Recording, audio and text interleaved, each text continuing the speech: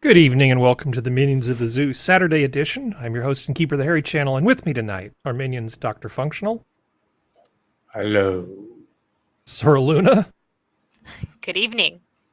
And a just barely back amongst the living Serenity Star. Hello. Hey, that's my line. Yeah, we're all the picture of health here tonight. So, Serenity, how are you doing? Much better than I was. Okay. It was bad for a while, but it wasn't COVID either. I guess it was just the flu or something like that. But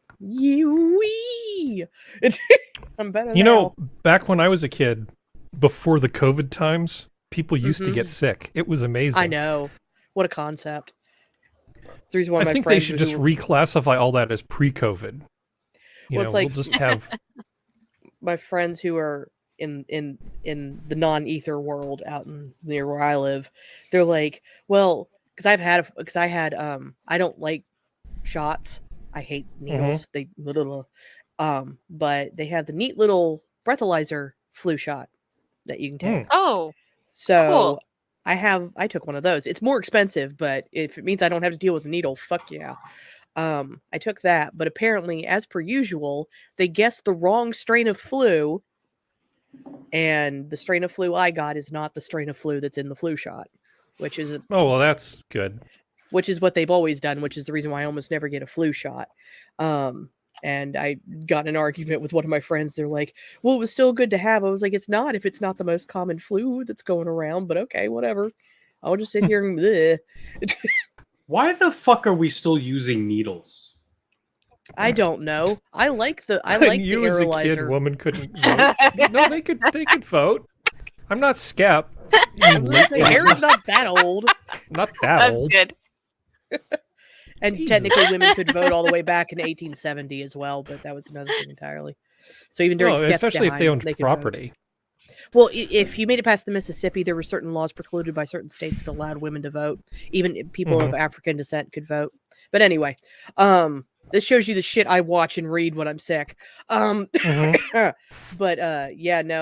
the aerolyzer is very nice. Like, because I went to the local clinic and I was asking questions. And I was like, is there a chance? Because I was like, I had childhood asthma. And I was like, so if it's particles in it, it's not going to bother me. Because I used to take depending on how old you are, depends on whether or not you remember the purple Advair asthma puck that you had to take where you had to click it. Oh, yeah. That's I had to take that for years as a kid. Yeah. So I was like, so the particles don't bother me, but it's not going to have there's no chance of it when it aerolyzes of it going into my lungs or something like that and making things worse. They're like, no, it doesn't work like that. I was like, as long as you tell me it doesn't work like that, that means I can take you to court later. If something happens, I'm good. But yeah, no, I prefer it. It's around here, because I don't have health insurance. Around here, it's about $40 for it. But if it means I don't have to deal with a needle, I will take it. Yeah, I have the high deductible, low benefit thing, where it's like not having health insurance in that I have insurance, I pay a bunch of money, and they don't pay for anything. So it's very much like not having health insurance. Yeah. All the disadvantages of not having health insurance with all the payments of having insurance. That's basically what I signed up for. Sorry, Sora, go ahead. That's okay. No, I had once, and I've only seen this once. It was a pressurized, so it pushes. I think it might still have had a very, very micro needle, but it was just pushed through the skin. So it was like it was not a standard syringe. That was very cool. Yeah. But I've never seen it again, and I think that I would have had to pay for. But I was the only one who showed up. It was at uni. I was the only one who showed up, so they just gave it to me for free. Nice. Yeah, But it would have been plus or something. So I'm like, oh, okay, so sure. She's like, nobody comes. None of the students are coming to get their flu shots. So here, I'll give it to you for free since we have so many. Because they think they're indestructible. That's why. Yeah. So how are you doing, Sora? Star Trek promised me hypo sprays. I want hypo sprays. Yeah. We don't have grav boots. We don't have jetpacks. We don't have shuttlecraft. Yes, we do. We got nothing. What? Screw the hypo spray and all that. What I want is quick travel. Like screw the airplanes. Let's get into like teleportation. Yeah. No. Mm-hmm. That's what I want. I want quick travel. Yeah. Like Yeah. Game Also, Trying. like some sort of space cool like cruise or something, you know? Mm-hmm. Like Floss Hell, in I just want Paradise the style from Fifth Element. I want the time hyperbaric time chamber from Dragon Ball Z. I mean, if we're going to just start asking for stuff, where you can just lock yourself in there and do a bunch of work, and then time travels differently on the outside. I could get some serious stuff done there. The training bubble, yeah. Yeah. We're gonna spend 3 years in the bubble. It's only 3 days outside of it, but it's 3 years in the bubble. Yeah. Oh, that would be useful, actually. It would. Everybody would procrastinate like fuck. Mm-hmm. Just imagine it. You'd be like you'd have a 50-year-old body and a third grader, you know. It's the reason why it only works for the Saiyans. Here's late talk. Hello, SkepTock. Tusk. Hey, Skep. Running around. It's okay. I knew got you'd here show up finally. eventually. Yeah, it's fine. Good evening. So Sora, how are you doing? I haven't spoken with you in a few days. Oh, pretty good. Can't complain. Yeah, we got snow here. It We got rain destroyed here. Everyone's life for like 2 days. But it's good. I'm going to see a movie tomorrow. The first movie I've seen since 2019 in the theaters. Sweet baby Jesus. Yeah, no, I thought I've seen no, there's no way. I've seen another movie before. And then I looked back to all the movies I remember seeing like lately in the theater. Nope, they were all like the last one was like around Christmas time 2019. What movie can you go see? I'm going to see Violent Night. Nice. Because I was like, oh, this is that. What is this? I've seen posters of it. I don't know. And it has David Harbour and he's adorable because I love him in Stranger Things. So I was like, oh, what's this about? And I'm like, oh, Killer Santa, yes. I don't know anything else about the movie, but like I didn't even watch the whole trailer. I watched 30 seconds of it, and I bought tickets immediately. Did you get a chance to check out Rubber, that movie about the telekinetic tire that kills all those people I told you about? Great Caesar's No. Ghost. Yeah, you need to add that to your list of things. That's an older. It's new to her. She hasn't seen it. But it's like an early 2000s like. Oh my God, that's so long ago. Yes, it is. It's like 20 years ago, asshole. Oh no. Jesus. Of all the things to bust my balls over. I could, but It's hey, old. I have not talked to It's not like I told her to go watch Chinatown I or only the talked original to my Thomas own mother Crown for the Affair. last few days. I will frigid just smack you into the next world. Back when I was 50. Speaking of which, how are you doing, Skep? I haven't forgotten about you, Functional. Good. Just busy. Yeah, just busy. A lot of things going every which way at once, and but it was a nice day. Good. It rained here. It's exciting. It did not rain there. It did. It never rained. It actually rained in California. When you know that thing on your car that makes the rubber things go back and forth when the water hits the windshield. I had to actually put that on the middle setting. I didn't have it on the thing with the delay that's variable. With the delay, not that right. first sort of anemic thing. No, I actually had to turn them on. Wow.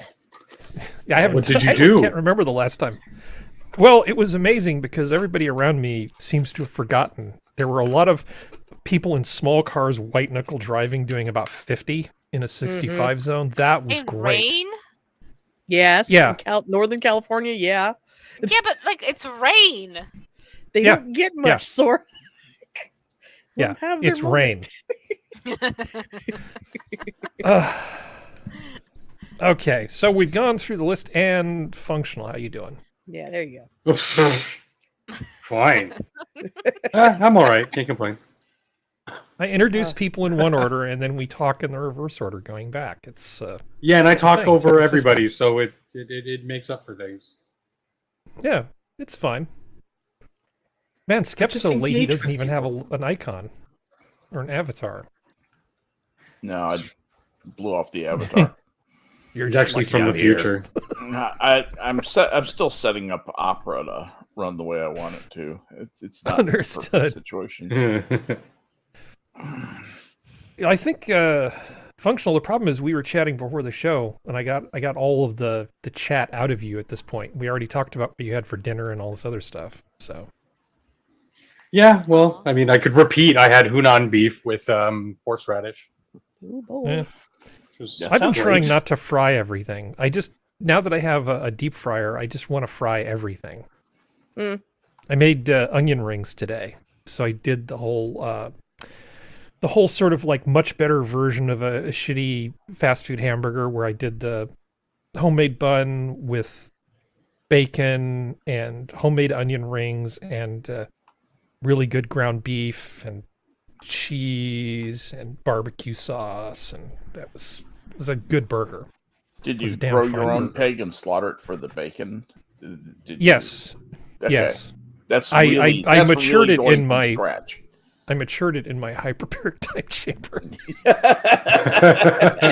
It was just a piglet this morning. I basically just throw it in the time chamber and just give it like a couple bags of corn, and then I say, "I'll see you later, bacon." That's why replicators would be the end of me, because it would just be like bacon, plate, hot, Yeah. all the time. Periodically, new liver. Oh, Dr. Pulaski. So, is there anything that you guys would like to just sort of add as an impromptu thing before we get started? I know we're the first test of the Tesla truck was made, and it Yeah. made it 500 miles on one charge. Nice. That's fucking amazing. How much of a load did they put in it? Was it fully loaded or was it just bare? Quote unquote full load. Okay. With up to I forget the name of it, but a six on the incline scale thing that they use. I don't know. It's trucker jargon. Don't ask me to explain it. But it's just exciting news, because like North America as a whole is far too spread out for like what. Oh, we need these high-speed monorail trains. No. We've already paved. We've got tons of highways and byways that are perfectly good. We use them, but now we have these wonderful machines that will maybe cut down on some emissions, which, not a global warming nut, but I mean, emissions are emissions, pollution is pollution, and whatever little steps we can take, I'm happy with, And they look kind of cool too. They look like the self-driving trucks from the Logan movie, only they're not self-driving, they're driven.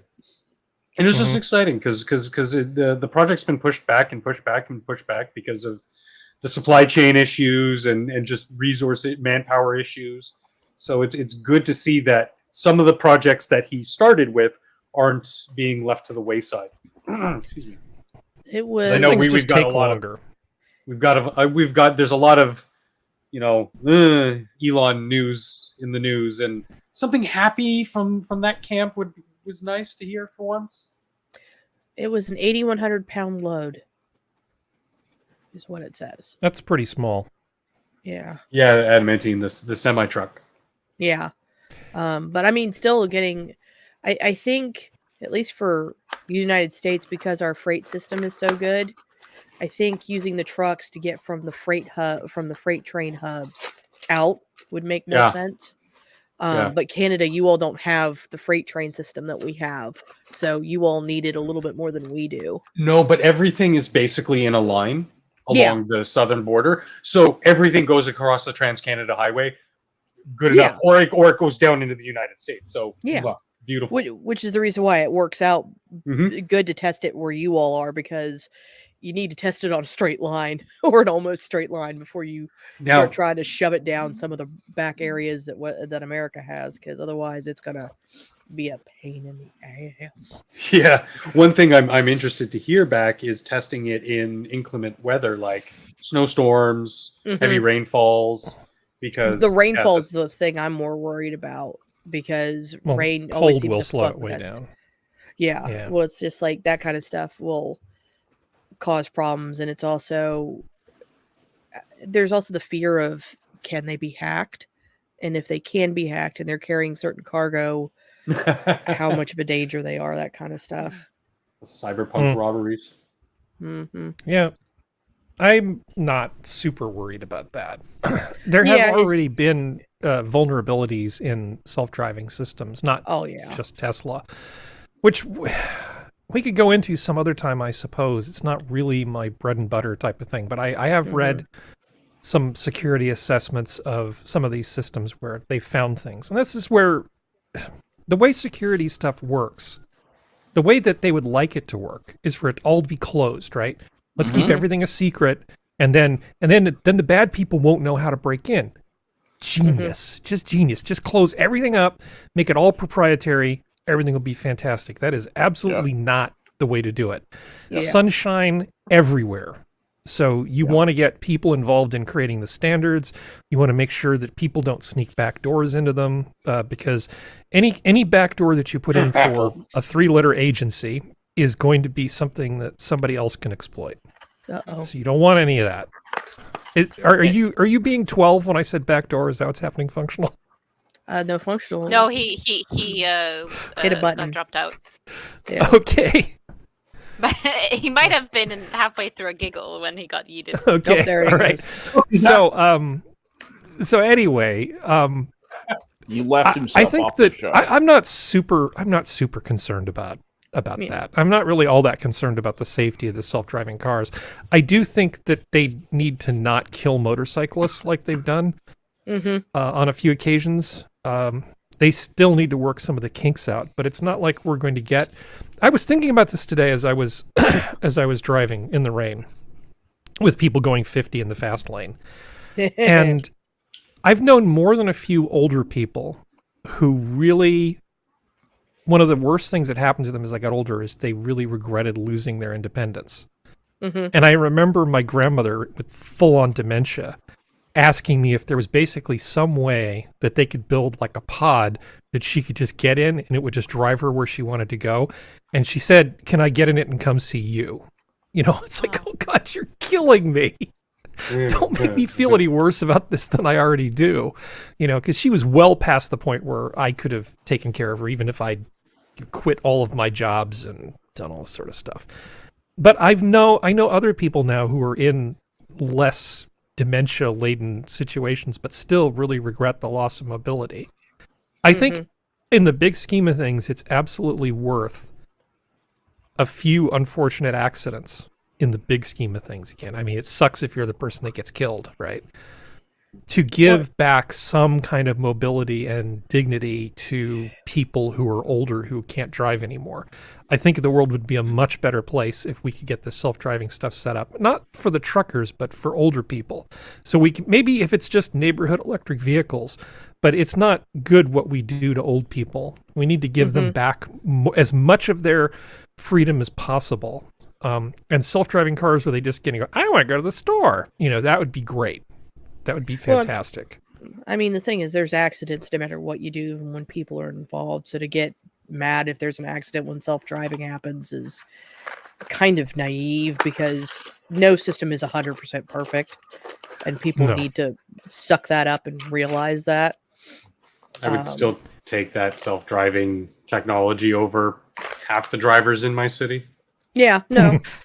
Well, I mean, especially if after a certain age and they are not as confident as they once were driving, they have the option to do it. Because I think that would take a lot of the danger off of it. Because the amount of times I've almost gotten shoved off a road because someone hasn't been paying attention when they get over, and then I look over and it's someone who I can blatantly tell is older, is a lot. And I'm like, I can't road rage at you, because you literally probably have no idea you almost ran me off the road. So I'm just going to sit here and drive my car.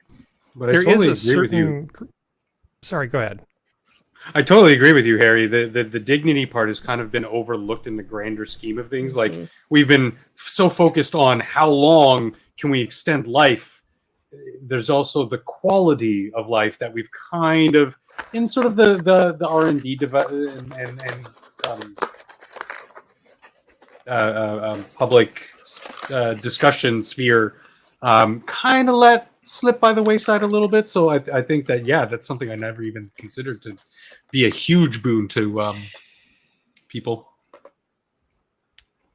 Yeah, it would be. I mean, I know people, like I said, who don't have dementia but just can't drive.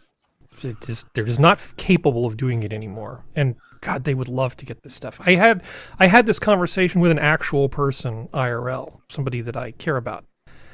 And we were talking seriously about, is the Tesla self-driving thing at the point where, she could use this?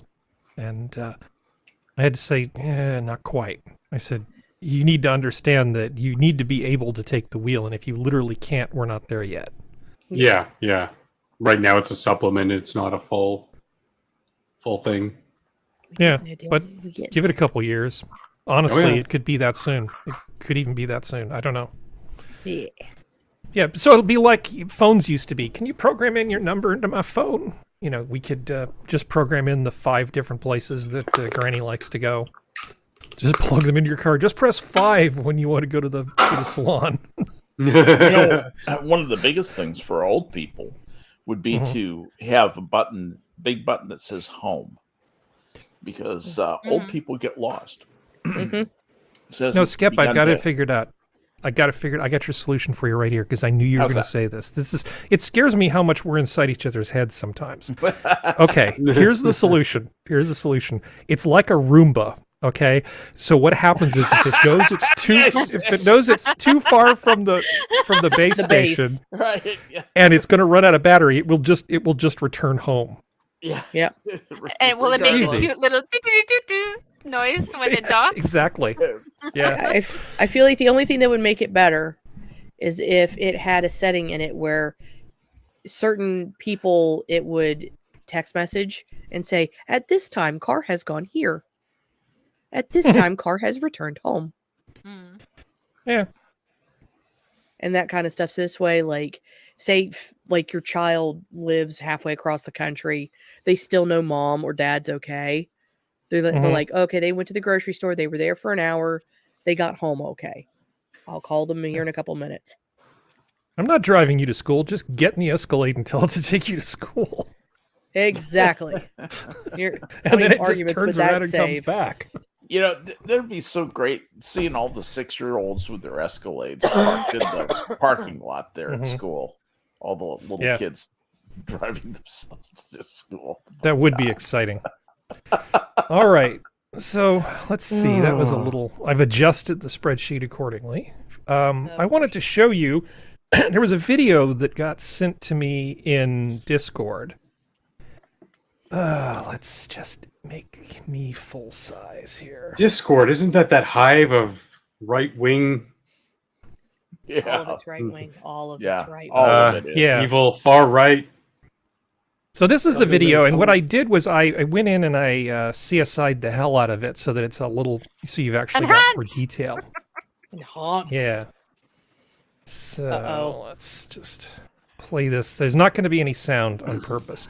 So I was looking at this video, and these youths here go to an Apple store in California, and they're very excited by technology, so much so that they just start grabbing technology.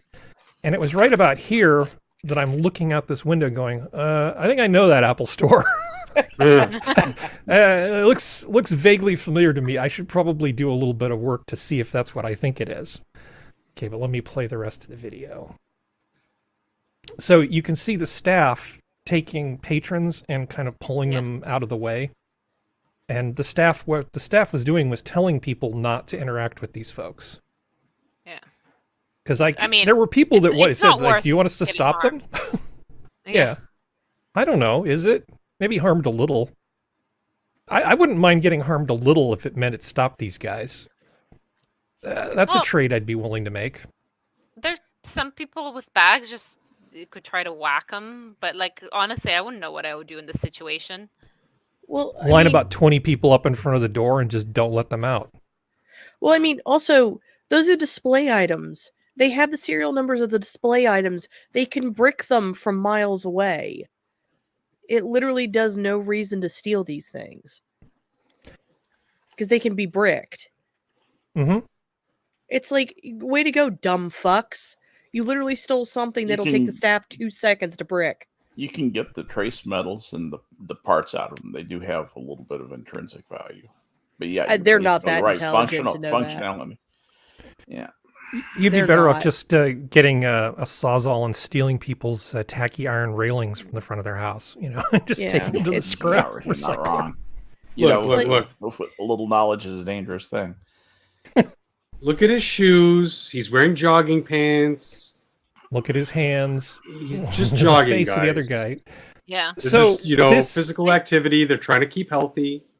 So this is the University Avenue store in Palo Alto, as I thought. Oh my goodness. Now, Palo Alto is not a huge town. They have 2 Apple stores. So just to be careful, this is not the one at the Stanford Shopping Center. This is the one on University Avenue. I've spent a lot of money in this place. That I can tell you for sure. Because there's been a few occasions where my computer's broken and it's like, I have to do work. Oh, I guess I'm going to University Avenue and giving them my gold card. So that is the suck. It's kind of an upscale shopping area. Yeah, University Avenue is fantastic, man. You would love to just do a food/pub crawl through that. You'd like University Avenue. I'm pretty confident. It's a really nice, swanky sort of place, but it's Tony. The other side, the other side of the freeway is a place called East Palo Alto, and East Palo Alto is not nice. It's not even a little bit nice. It's bad. It's like South Oakland. Right, and just up the bay, there's little pockets of youths like these looking for bread. You know, they were looking for bread under every phone, but couldn't find any, and they got frustrated.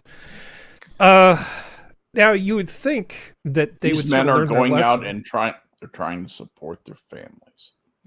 They are. I can see Apple's milk brand right in the back there. That's what they're picking up.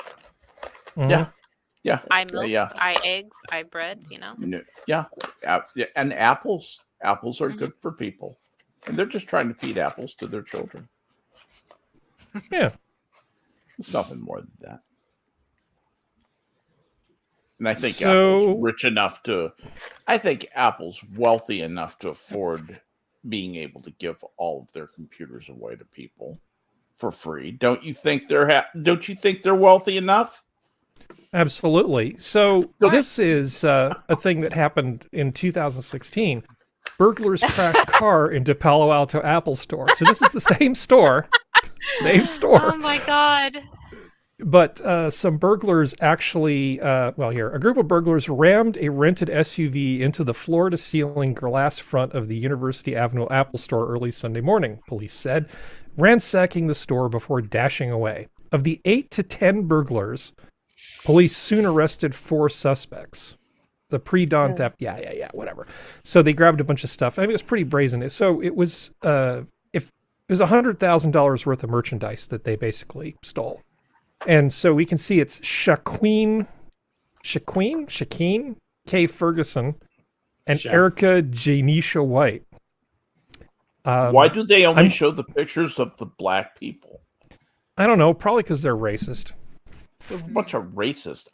San Jose Mercury News is one of the most conservative papers in the United States, and they're racist. They are. That's just fun to say. Yeah. And I read them for a long time. I was gratified to see that in the newspaper articles I found about the thing that happened on Black Friday on University Avenue of this year, they actually did, in some of the news stories, say, this is, approximately this age, African-American, wearing these clothes. I was like, wow, it's almost like they want to catch these guys. Amazing. But there should have been a bike cop or something near there. I mean, they were on the phone. You would think that in Palo Alto that they would have. Okay, let me put it this way: the police station is about 4 blocks from the store. Jesus, There's absolutely no excuse. They should have been there immediately and shut this crap down.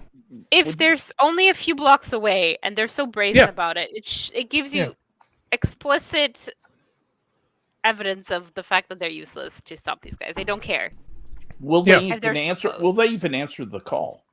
hey, guys are taking our stuff. We'll just stay out of their way. They'll be done in a minute. You know, we're not. Well, are they from a marginalized group? You know, that's what they say. Are they from a marginalized, traditionally marginalized or disadvantaged group? Yeah. Yeah. Well, we're required to give them a 20-minute head start by law. That's part of the Reparations Act. Yeah, we have different values for different ethnicities. The Native Americans are too fast for us, so we only give them a 10-minute head start. God, it's just gotten ridiculous. Yeah, it has. I mean, imagine. Well, it's a problem. I think we need to just start. I don't care about the color of their skin. I just want criminals to get locked up. Hell, send a couple bike cops over. I don't care. They have. It's an area that should have been well patrolled. Why they weren't there immediately and shut this down, I don't know. I just really don't understand this. Considering that no one in the upper echelons of California legislators is on their side, especially in major cities, as a cop, I wouldn't. Why put myself in danger if you all are going to back me up? Fuck you. Yep. That's my stance. That's probably the cop's stance of like, why are we going to try to protect these people? They keep voting for the same pieces of shit that keep letting these people run around like this. So why am I going to put myself in danger when you all won't take responsibility for your own fucking choices? I mean, because that's the way I would see it, to be completely honest. I'd be like, fuck you, I'm done. I will do the minimum. I'm quiet quitting. I will do the fucking minimum of my job, but I'm not going to put myself in any kind of danger for you when you keep picking the exact same people who make this shit a fucking nightmare. Well, I think that's a good place to, leave this particular story on. Yeah. So we have two stories here. The next two are Sweden seeks to revoke permanent residency permits in migrant crackdown. And then, just to bookend this, Germany announces plan to again hike immigration to bolster aging workforce. Okay. They can take Sweden's excesses. That's what I was thinking. Yeah. I mean, does that seem like the obvious solution? What do you think, Sora? We should just set up they probably even have a train. You know, you could be in Sweden one day and then be in Germany in the same day.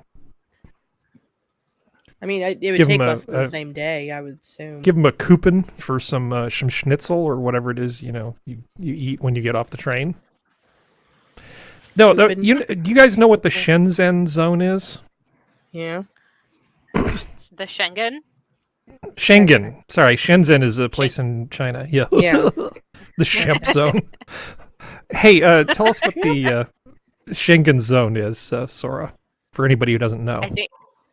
I think it's I don't know the definition, but I think it's like an economic treaty thing where you can I think it's the largest visa. It's an EU free thing. zone. Yeah. Isn't it? I don't know. It's the essentially essentially it means that you have freedom of travel within the EU without a passport or being able to show any kind of papers. So if you are in the EU and if you let people into Germany, there is nothing at all stopping them from just filtering into other parts of the EU. So Germany's decision affects everybody. Go ahead, Skep. Yeah, the Schengen zone has the following members: Austria, Belgium, Czech Republic, Denmark, Estonia, Finland, France, Germany, Greece, Hungary, Iceland, Italy, Latvia, Liechtenstein, Lithuania, Luxembourg, Malta, Netherlands, Norway, Poland, Portugal, Slovakia, Slovenia, Spain, Sweden, Switzerland. Those are all the places you can go without a freaking passport. That's amazing. Yeah, once you get your papers and you get into one of these countries, you can pretty much do what you want to move around. Yeah. But, well, the Sweden thing is kind of interesting. So, let's see. The coalition agreement was signed by the moderate party, Christian Democrats, Liberals, and was approved by the Swedish Democrats. We are not a part of government, but we offer a confidence and supply agreement to pledge to abolish the institution of permanent resident permits with plans to convert those to temporary conditional passes. Wow, it's like Sweden's balls dropped. I practically heard that. They're seriously looking at just not having a bunch of people there on benefits forever who kind of hate them. Yeah. And I just think they've waited far, far too long. If you just shut off the benefits to people, there's just going to be rioting, and you're going to be forced to do something very ugly that you don't want to do as Swedes. I don't know if they have the stomach for what's coming. Malmo is almost a no-go zone. Lots of parts of Malmo are, and that's Sweden's second largest city. That's the one that's right up against Copenhagen. You know, it's essentially a suburb of Copenhagen. It's a yeah, they're in trouble. If they could somehow naturalize more of these people, that would be great. But the culture clash is pretty huge. I don't know how you would do that. I don't think such a thing is possible. You cannot do that. What is happening with the people who live there now is they have become sociologically isolated. So what they do is they get together and say, well, we're going to change what Sweden is. And Sweden is now going to look like, Qatar, and going to look a lot more like Qatar than it is Norway. And that's their plan. This is a part of their plan. It's the new warfare. Yeah. Yeah. You don't even have to fire a shot. They just China started this. They called it the long game. Mm-hmm. And now it turns out the Islamic Caliphate wannabes just have decided they have a long game too, and it's this horrible diaspora. Let's look at the German side of this, shall we? Germany announces plans to again hike immigration to bolster aging workforce. Do you honestly think, Germany, that you can just grab people from North Africa and bring them into your country and that they'll somehow be interchangeable with the products of German education, that these workers are on the same level in terms of training and preparation? Yeah. No, of course not.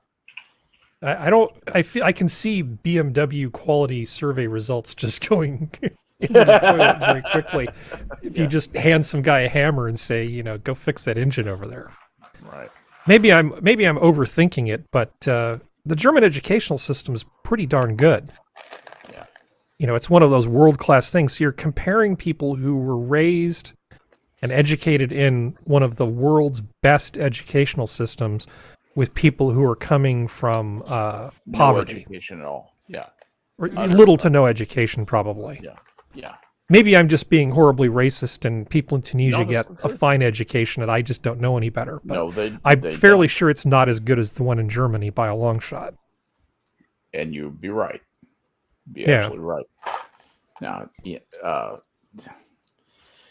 people coming into a modern, first world country like that, to just have so much culture shock and technology shock and so many things to adjust to, it's not going to end well. And Sweden is going to wind up changed and maybe bifurcated. They may have cut themselves in half this way.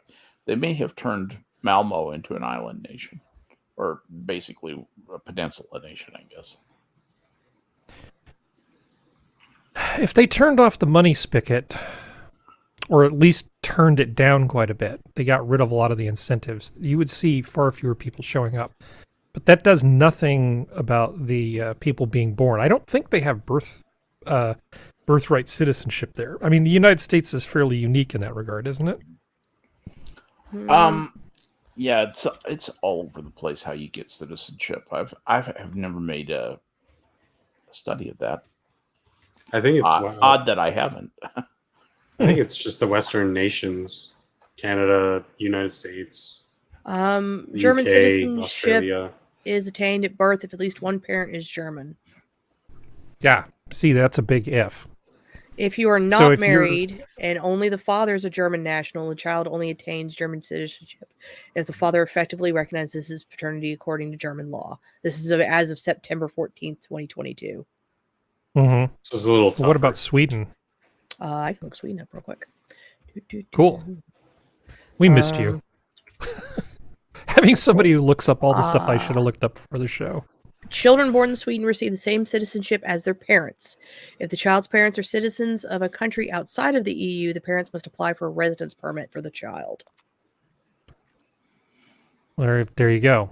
Okay, so they actually still are in a position where a lot of the first generation people born there could be, assuming they find some way to pull this off, they could actually, if those people could just leave. It seems most of the citizenship in Europe is through father's bloodline, because Sweden has an addendum where it says a child of a Swedish father and a non-Swedish mother always becomes a Swedish citizen if the child is born in Sweden. If the father is married with the mother, the child obtains Swedish citizenship at birth, regardless of where in the world the child is born. So this is not Japan, who then fucks you over when you turn 20. I'm sorry, Japan's law is stupid, but it's their choice, and that's what they vote for. But it seems like most of these are paternal. So all cultures are beautiful. Exactly. If the father is a legal citizen, and you're, some cases, whether you're born in the country or not, as long as he's married to your mother, that at least gets you over the hump a little bit. So all these people coming from other countries and getting women to marry them, it doesn't do anything because it's not traced through the maternal line. It only seems to be traced through the paternal line on whether or not they become citizenship, which might be the only thing protecting some of these countries. Almost every country offers some form of birthright citizenship. To a point. Japan. Well, if you look at Antigua and Barbuda, Argentina, Australia. Oh God, Bahrain, are you reading the list Barbados. Alphabetically? No. Yes, I found somebody wrote a goddamn Stop. thesis on this thing. You were not going to read all the way to Zimbabwe on that list. Probably 142. Zimbabwe doesn't offer. No, I could feel that. I could feel the length of that list from here, dude. I'm like, no. Yeah, but we get your point. But it's a whole bunch of countries. Yeah, a whole bunch of countries. What they do is they restrict it slightly, or they add to it. Very typically, you see things like you'll see like 3 ways of receiving citizenship, with birthright citizenship being one way, and then there'll be like a jus sanguinis, so if one or both parents were. And then there's jus soli, I guess, which is to emigrate there. And so and that's typically what I'm looking through this list. That's what I'm seeing. I'm doing analysis on this list while I'm talking to you. And it's just about everybody offers some form of birthright citizenship, but then they add other things on it, or they restrict it slightly.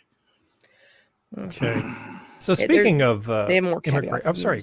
Nope. Well, no, it's just they have more caveats than the United States does, and many more. Yeah. Trump and if is a powerful tool. Yeah. Well, I think Trump tried to add caveats in, but got stopped, or he complained about it.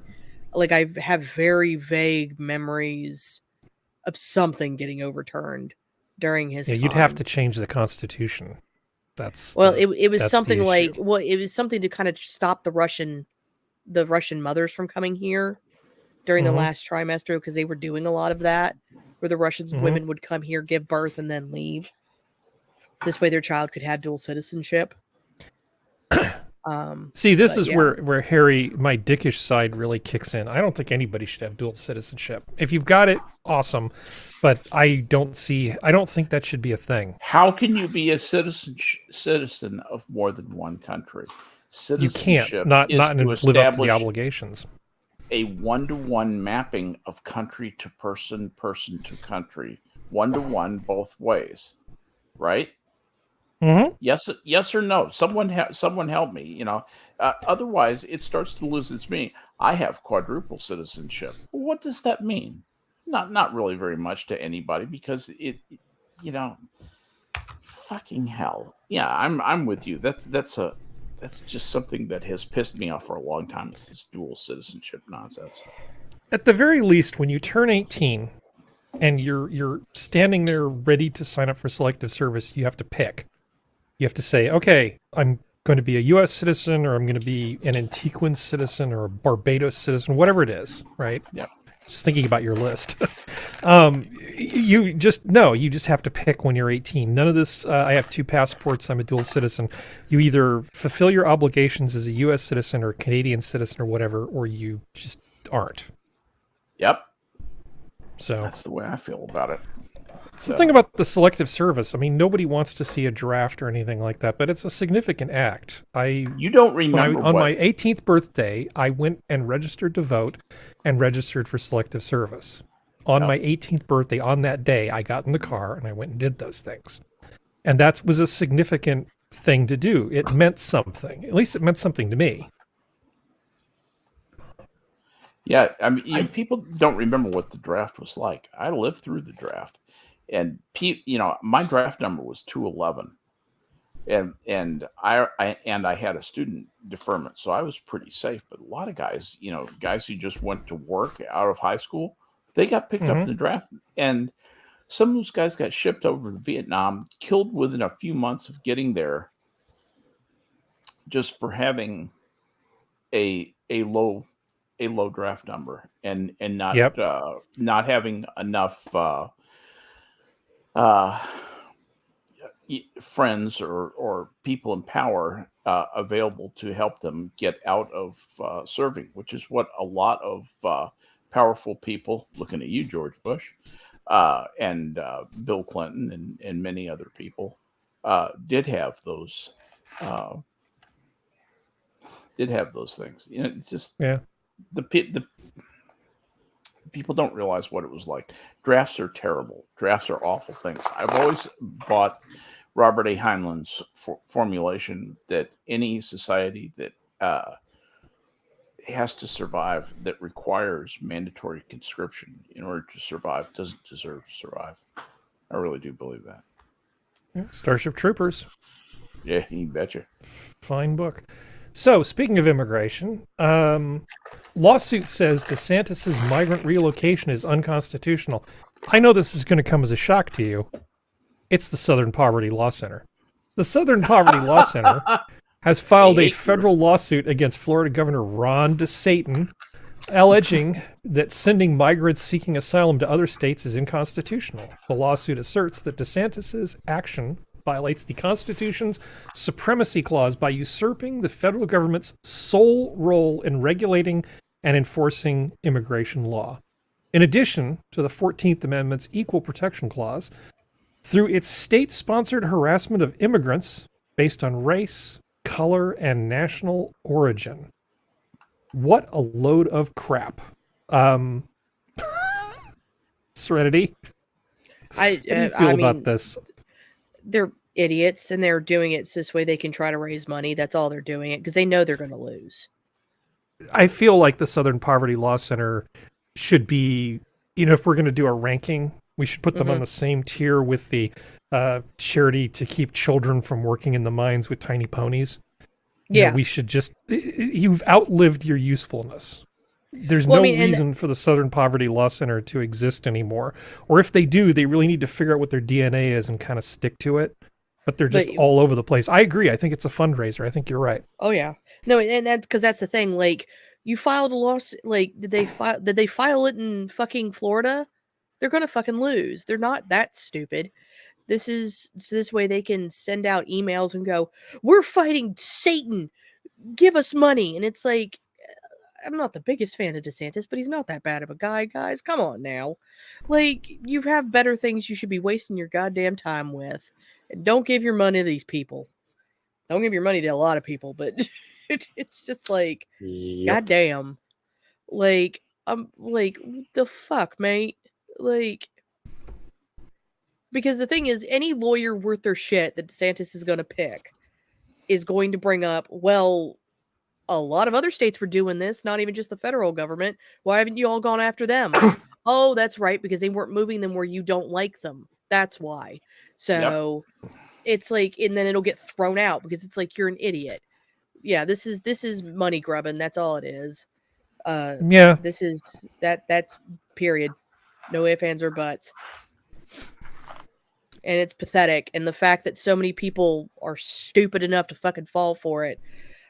But go be poor if you're stupid enough to fall for this shit. And I don't give a damn who does this kind of crap. I don't give right, left, blue, red, purple, gray, green, whatever. If you're stupid enough to fall for it, you and your money deserve to be parted. That's my only stance on all this shit at this point. I am too sick and too old to give a shit anymore.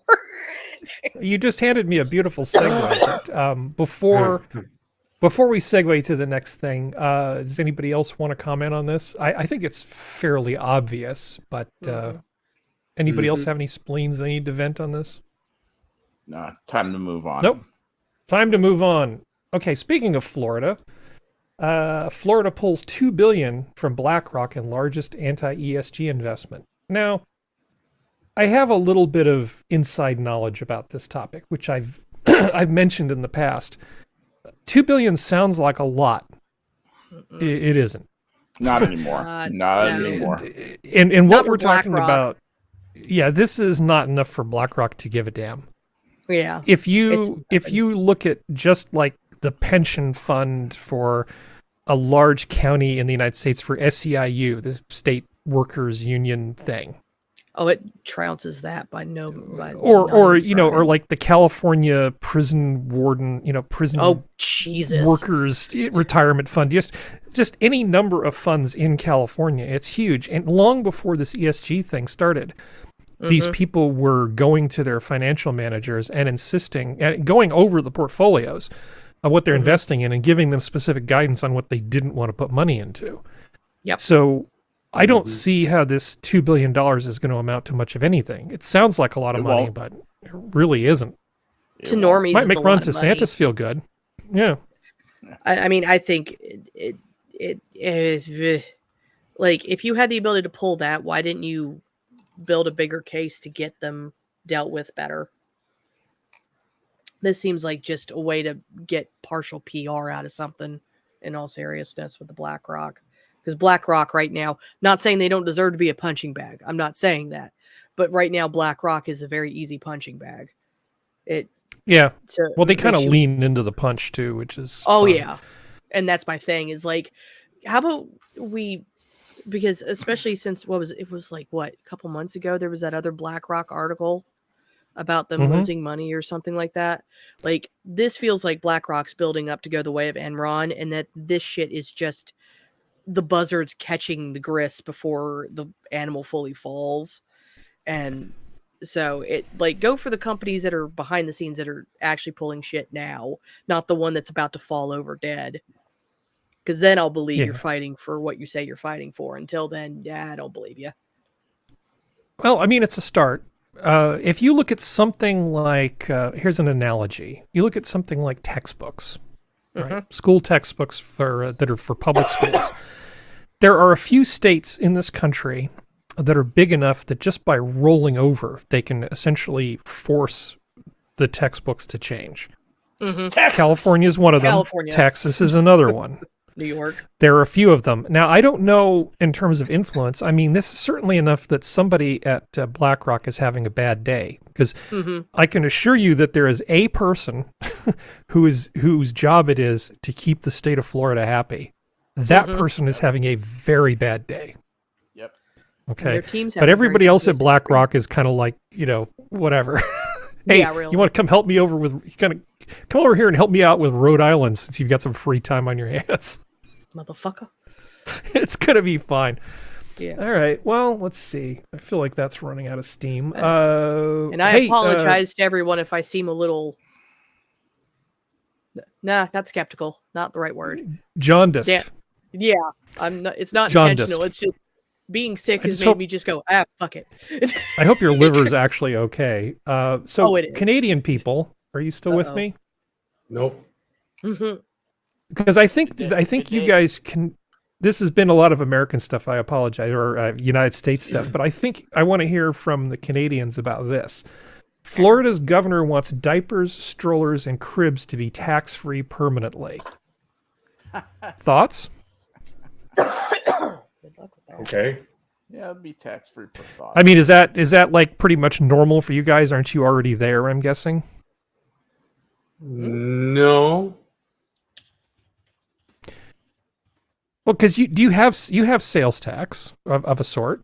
At least you don't have VAT tax, right? So you have sales tax. People get into these weird things about morally it's right or wrong to have sales tax on certain sorts of things. I know that most places don't tax food. Is that true in Canada? No. You guys pay sales tax on food? Yep. Well, that sucks. It's states like mine that don't have sales tax on food. It's funny. We have, well, now it's the HST, the harmonized sales tax, but it used to be you paid a provincial sales tax and a goods and services tax, which is now just a flat 15%. Oof. But I mean, I don't care about the moral arguments that people have, but I mean, if it's a good incentive or a better incentive to help people,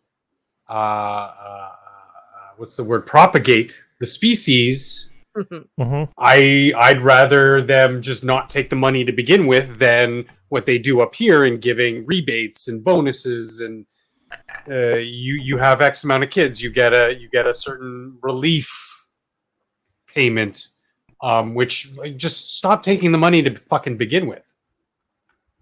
Like right on your taxes. Hey, I have 3 kids. Okay, so your taxes are going to be less. It boggles my mind the amount of circular motion the shit we put up with in our governments do, especially through taxation. People want to say taxation is theft. Well, you're buying the idea, air quotes here, is that you're paying into the social contract, right? Okay, but what is in fact happening is they're not using it for the intended purposes. So therefore, so this I think is a better idea to just say, well, we're just not going to charge taxes on certain items because we realize that those certain items are going to help people make the hard decision, which is becoming more and more of a decision for younger people. Is it economically viable for us to have children, and how many children? So we don't have to, 50 years down the line, go the Germany route and go, well, we've got an aging population and nobody to replace them. Let's go bus in some Taiwanese. Like, well, as one does, yeah. It's the fun of taxes. I have no problem with being taxed if I know where the tax money is going to. But when you're not telling me where the tax money is going to and not being truthful about it, then I have a problem with being taxed. That's my stance on it. I've run into some extremely unpleasant Taiwanese people in the past. And not all, hashtag not all, but there's a number of people I've run into. They're just kind of like, I don't want to be here. Taiwan's better. Shut up. Don't talk to me about America. It's like, oh, wait a second. Hold on. Just Jesus. And it's not just one. It's like I've run into several people from Taiwan. It's kind of like you can go. I mean, I'll drive you to the airport. Seriously. I mean, it's like if you hate it here this much. I get very annoyed by people who come here and then just complain about it all the time and tell me how much better everything else is. La Raza. Mexico's a beautiful country. Well, why aren't you there? And go back. No. Yeah, I don't want to do that. And they're not wrong. I mean, Mexico is a beautiful country. Well, that's always been my stance. Is like, so what you're telling me is that your country doesn't want you because you're the problem, which is the reason why you're here. No, you're the problem. You're an asshole. Yeah, I mean, most people I've met who've moved here are pretty wonderful. But every now and then you run into some, and you're like, man, if you hate it this much, why are you here? And why are you telling me? Can't you just suffer in silence and just be unhappy without talking to me about how much you hate this country? Because you're just going to piss me off. Yeah. Introduce him to the writings of Epictetus so he can become a Stoic. Exactly. Hey, Stoicism is great.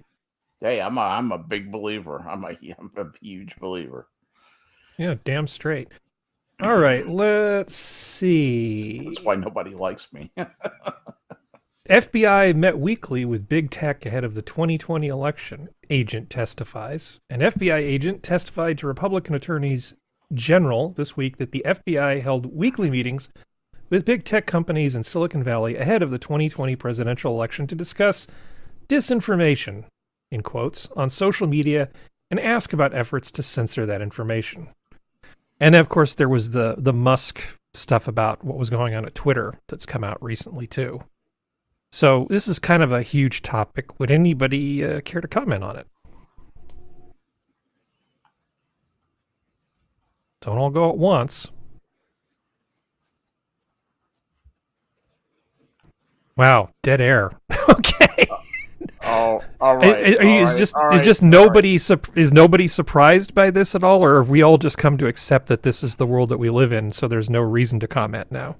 I just like the fact that we're openly talking about it. It isn't a conspiracy theory anymore. It's the actual news. No, that's exactly right. As these things come to light in dribs and drabs, people are going. Half the people are going, "I told you so," and the other half are going, "I just don't want to hear about it anymore." And there's just wave after wave of hurt feelings about this.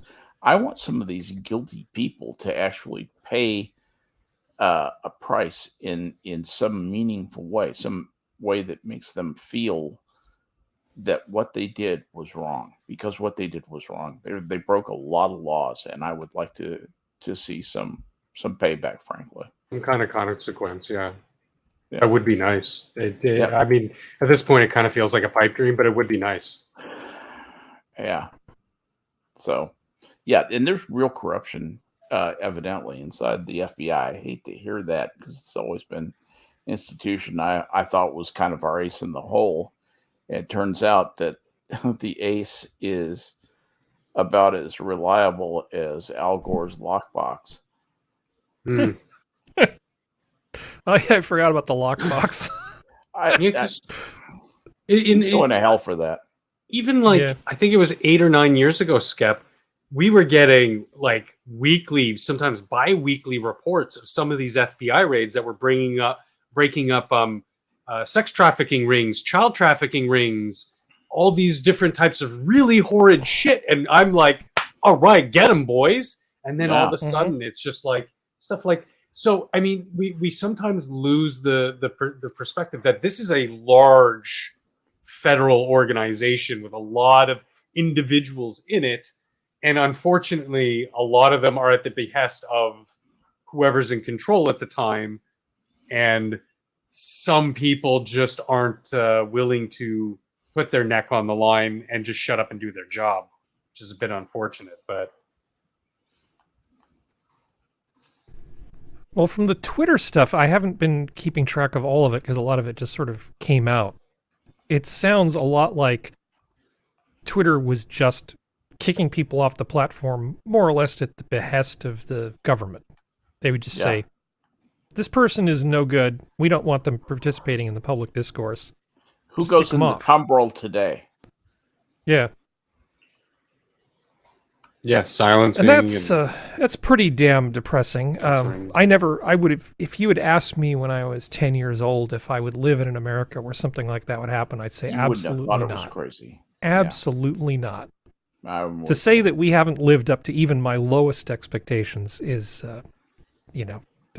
it's terrible. That's the pathetic truth, though. That is absolutely true, Harry. And because so many people are afraid, we've made them afraid of the existential threat of the Orange Man and all the other existential threat du jours that they come up with. Yeah. People are just saying, doesn't matter. Doesn't matter. Just step aside. Everything's going to be fine. Is it possible I can easily that is not existential anymore? I know. But I can easily imagine a different timeline where Elon Musk doesn't exist and he hadn't bought Twitter. This could be so much worse. Yes, indeed. It feels like cognitive dissonance is finally starting to wear off a little bit, and enough people are kind of going, okay, I guess we have to do this. We have to actually change something. I mean, I'm not exactly what I'd call hopeful, but I see hopeful signs. Yeah. Mm-hmm. We're not getting kicked off of YouTube for mentioning things that are in the news. So that's progress of a sort, I guess. Yeah. And then we go black. It's the button and we all just disappear. Yeah. So I have a discussion topic, which I wanted to introduce.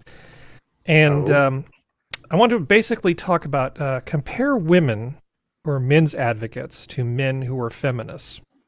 Because we all know about the male feminist, but it seems to me that there are a bunch of these women that are sort of showing up, and I'm trying to figure out, are they honest, or are they basically just pick-me girls? I'll tell you a quick thing that I. Well, hold on. I'm still introducing the topic. I'm not quite done yet. Okay. I didn't know you have no dead air. Or are they exploiting men by just telling them things that they want for impressions on social media? And I wanted to give you an example, not the only one, but an example.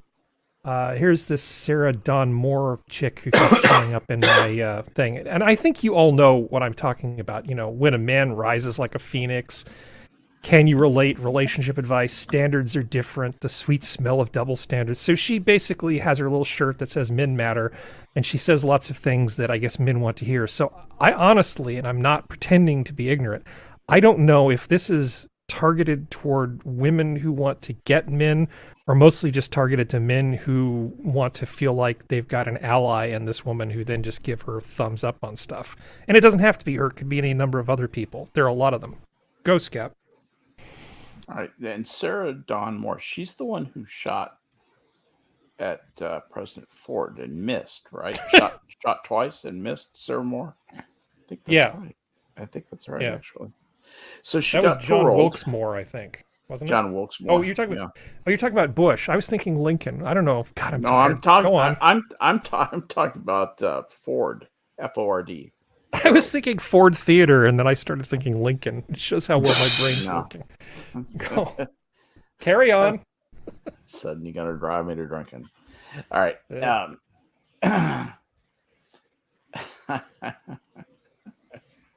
Sarah Dawn Moore. Yeah. Okay. So you got the MRA types, the ones out there saying "Go men, men are great."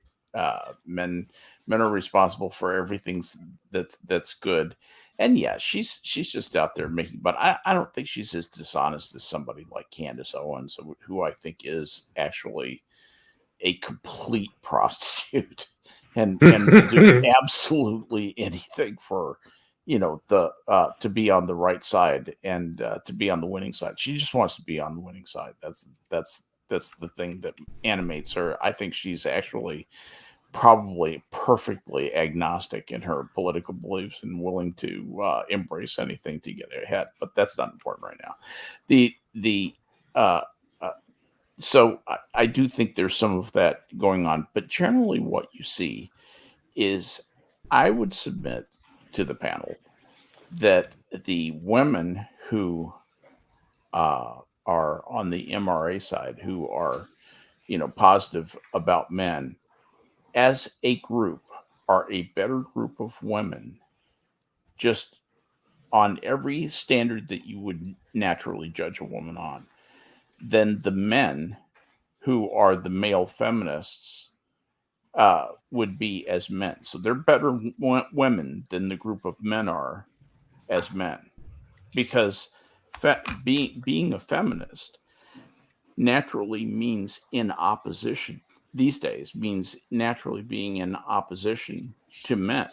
The Germaine Greer model of feminism is dead, where men have a place, men are supposed to be strong, and women are supposed to be strong. Everybody's supposed to be strong. That's gone. Now it's women need reparations, basically. That seems to be what they're building toward. And the poor cucked creatures that these feminists carve their balls off for them are just sad, wispy faced little XXY boys, kind of. You're saying they have Kleinfelters? Is that what you're saying? Kind of in their heads. In their heads, they're kind of XXY. In their heads. They have virtual Kleinfelters. Virtual Kleinfelters, yes. Adaptive Kleinfelters by proxy. That's what happens when you tuck for too long, I guess. I don't know. Jeez. Let the boys out. It's just too hot up there. Anyway, sorry. So there are some other channels like is it Just Pearly Things or whatever, where they have kind of this pale redhead woman. Yeah, I don't trust any of these people. I don't trust anyone on either side of this whole. Don't. Well, you can trust the honey badgers. I think they are true. Well, the honey badgers, yeah, they're very. I think they're earnest. Yeah, they are. But I don't like this Sarah Dawn. Like, I just get a weird feeling off of her. Yeah, I don't trust Pearly Things because she's misquoted studies before to make herself seem right. I feel like I'm talking to a stockbroker when I listen to Sarah Dawn Moore. I only listened to a couple of things of her, and I just went, yeah, it's a great investment. Funny. Okay, we'll see you later. That's funny, Skep. And, like, I don't trust the other side of anything either, where they're like, men are dog shit. No, they're not. Person is a piece of shit based on the person. Genitalia, skin color, religion, sexuality, gender conforming, non-conforming bullshit has nothing to do with it. If you're a piece of shit, you're a piece of shit. They're done. Stop pigeonholing everybody on both sides into stupid shit. Her and Pearly Things, they just like, they feel like Candace Owens to me. They feel like they're just there for the money, and right now they're just good mouthpieces. But something doesn't feel genuine. I don't know how to explain it. Like, it's kind of like Andrew Tate. Andrew Tate doesn't feel genuine, mostly because all of his clips cut right before he starts talking about his Hustlers University, which is like $50 a month. It's amazing how those things are cut. But it's like, they don't feel like they actually give a shit. They really don't. They just know that $50 a month. Oh, for the baseline Hustlers University for Andrew Tate is $50 a month. So does this how you learn how to be a player? A playa? This is how you learn to be like Andrew Tate, the Cobra. All this other. Where you're just raking in women. Just his bald-headed ass. Yeah, If he didn't have money, he wouldn't be getting women. And I even doubt he gets women. But it's like that they all feel the same. And the thing is, like, I have a problem with the other side too, which is like, women are not at fault for anything because we are pure angel. Those people need to be shot too. Like, anybody who's either extreme, the minute you start, most of them have Patreons, most of them have webinars that they charge you for. They misquote studies constantly. Pearly Things has gotten caught more than once fucking misquoting studies. And she seems like, okay, oh God. Pearly Things specifically seems like a pick-me girl. Because she's divorced and she's still young enough. I believe she's divorced. It's either her or one of her former co-hosts is divorced with children. And they just seem like, I know I'm divorced, but I still think I'm hot, which she's not unattractive. I'm not saying she's unattractive. But for the guy who wants a 50s housewife, she's not unattractive. But she just seems like she wants to get picked by these very supposedly, air quotes, masculine men who are always in the same kind of podcasts, because those are the guys she pulls on. She is very much like Andrew Tate. The women she picks are subpar to fight for the side of women being strong and powerful. And the men she pulls on are always these very calm, very attractive men. And the women, a lot of the girls look like trash that she pulls on. So it's a very blatant cultivation of a appearance, because Tate does the same thing. I don't think Sarah Dawn Moore has ever done any of that stuff. But no, she's getting like 100 almost 250,000 views on these videos without doing any of that. This is way less work, and she doesn't need to. Which I respect a little bit more, because it's not a blatant manipulation of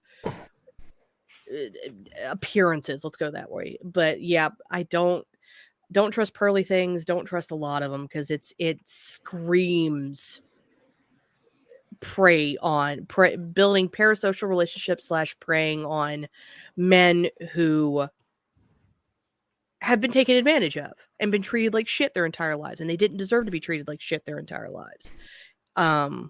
So I don't trust a lot of these people on either side, because they all are predatory as fuck. I don't trust anybody who I think is just telling me what I want to hear all the time. Yeah. Because And they that's the want something problem. from me, whether it's my click or my Patreon money or whatever. Because every person on this chat, I'm sure there's at least one major thing that we don't agree on, you and I. Oh yeah. Right? So Yep. when I talk to you and you agree with me, I don't have like the spider sense that says, oh yeah, you know.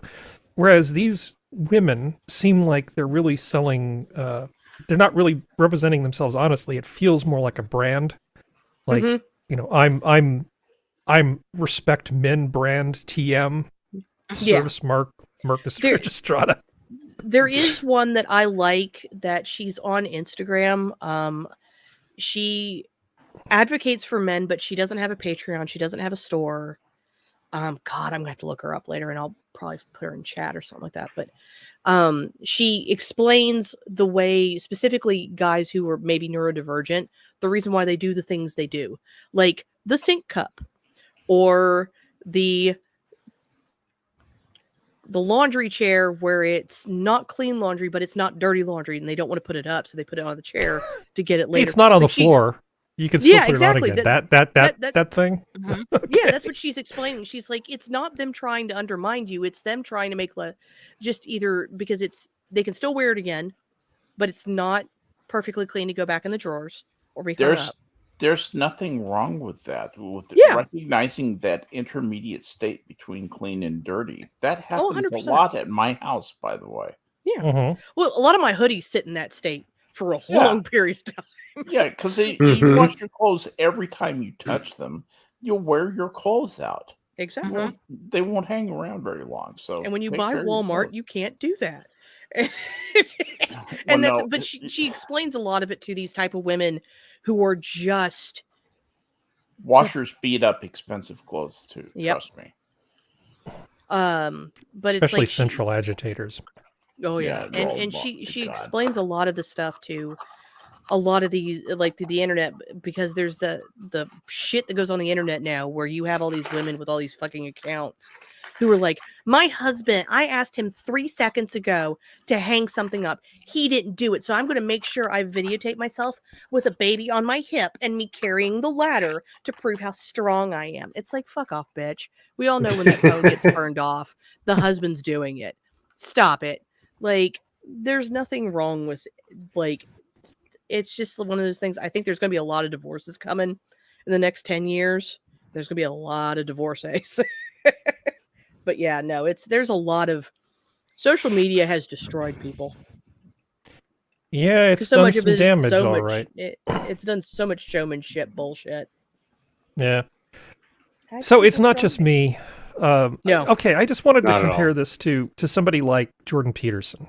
You know, I believe example Jordan Peterson, that everybody. I don't believe this bitch. Okay, the thing about Jordan Peterson is if somebody comes to him and says, "I have a problem," instead of saying it's not your fault, it's all the terrible woman's fault, he says, "Well, you should do a self-assessment and figure out what you're doing wrong and what you should do better. There may be some element of it that has nothing to do with you. It may be that she has unrealistic expectations. But while she's figuring shit out, maybe you should, I don't know, clean your room, go to the gym, maybe lower the threshold on how long stuff goes on that chair from 2 weeks down to about a week." Yeah. You know, because if the jeans stand on their own, maybe they need to go in the washer. then they need to be washed. If they can stand in Then the you don't have corner to without fold them. support. But Jordan Peterson doesn't just tell people what they want to hear. Yeah. He does give them hope, which is good, right? But he tempers it with the advice of a clinical psychologist, a practicing clinical psychologist. Well, he used to be practicing. But he has spent enough time dealing with real people with real problems. It isn't hypothetical for him. Yeah. When he gives advice to people, it may not be correct, but it is something that you should probably consider because there's a good chance he knows what the hell he's talking about. And I'm not like, some fan of Jordan Peterson, but I respect the hard work that he's done to get to the point where he is. He's realized a very simple thing, and that is that the easiest place to make a change is in yourself. Mm-hmm. That's in a situation where, maybe somebody is clearly doing something obnoxious to cause a bad or to contribute to a bad situation. I understand what he's saying. he said, there's nothing you can do about this other person who's acting unreasonably. You've made your position clear. Now go out and work on yourself. Make yourself better, because that makes your overall situation better. I love that constructive nature of that advice. I'm not perfectly in sync with Jordan Peterson either, but he does have some very, very well taken points. Yeah.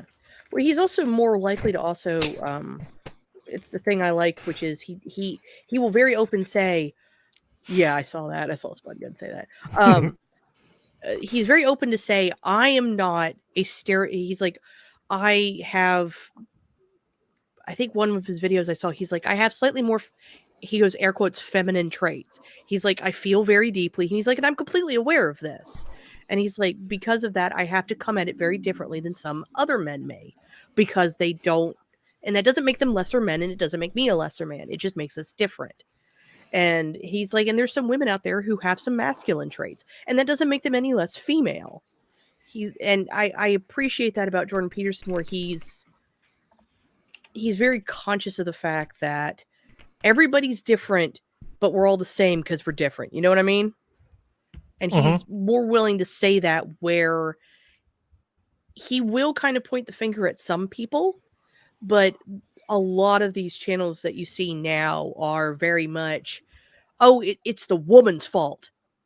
And there are women who are at fault, don't get me wrong, but they're not every single thing with a vagina and a uterus you're going to run into is at fault for what a small group of women may have done, and vice versa. Like, just because one guy treated you like shit doesn't mean everything with a penis and gonads is a bad thing. That's a terrible way to look at it, and that's not going to make you happy. That's just going to make you bitter and very, very sad. And it's like, and that's just going to exacerbate everything else. And I much rather listen to Jordan, even if I don't agree with him 100% of the time, when he's like, try this. Try cleaning your room. See if it does anything. If not, you have a clean room, and you can go from there.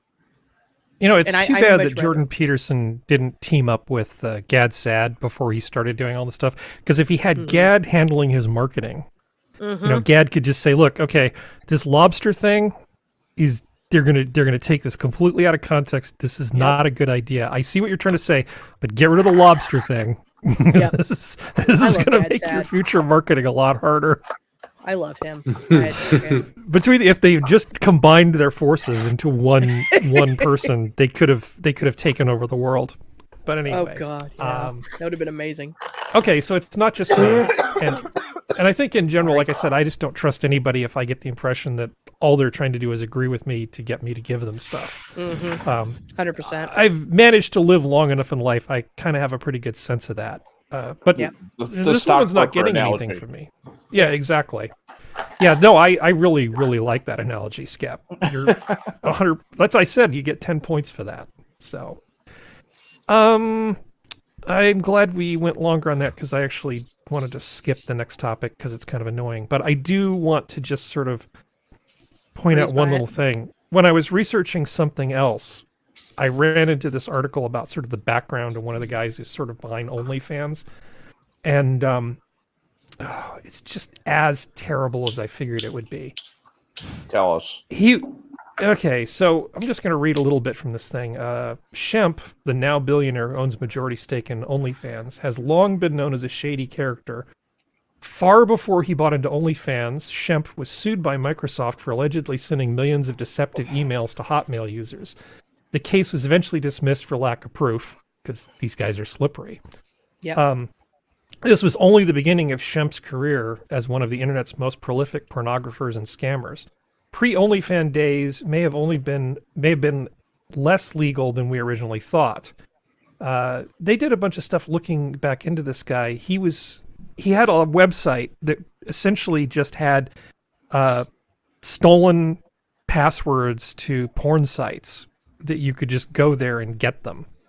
That was his business model. Just come here, and you don't want to pay for porn. You can just come to my website, and you can get free passwords to get into other people's porn sites.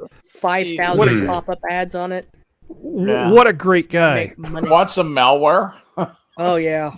Yeah. Forbes' investigation utilized the Wayback Machine, an Internet Archive site, to uncover just how far Radvinsky's reach went into the Internet glory days. The resulting picture is staggering, to say the least. Yeah, this guy has just been involved in every kind of scam there was, and a number of the sites that he linked to had CP and other stuff that was not even legal referenced in it.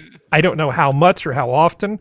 I don't like smearing people with that paintbrush, but I've run into people like that. Like I told Skep that I met a guy who is probably the guy that wrote the first porn spam bot. To essentially just spam people with lots of porn spam back when email was like a brand new thing. Yeah.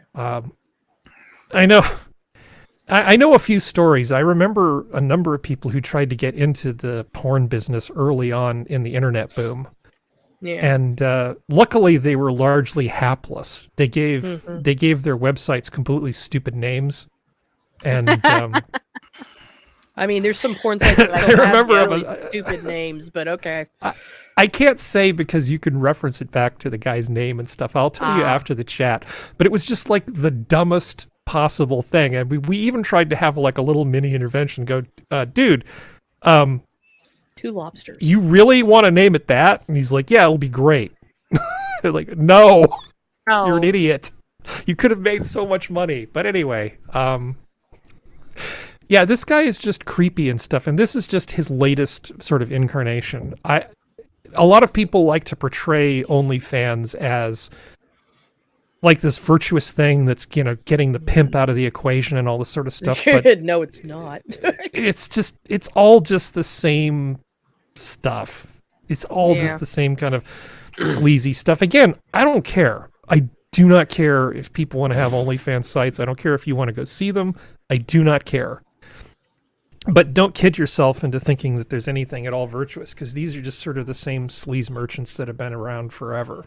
Bingo. Well, I mean, and the thing is like to kind of go into the numbers just a tiny bit. The statistical likelihood of being one of these people, statistically speaking, they're all women, but statistically speaking, to get to make the 5 figures a month is 1% of all active accounts on OnlyFans. It's a tiny ass number. And ironically, it's the same statistical likelihood of being a top streamer on Twitch. It's like, it's not like, yes, there are these air quotes success, whether that's a success or not, we'll know in about 10 years, stories of it happening. But when you actually look at the actual numbers, the chance of actually being one of those women is damn near impossible.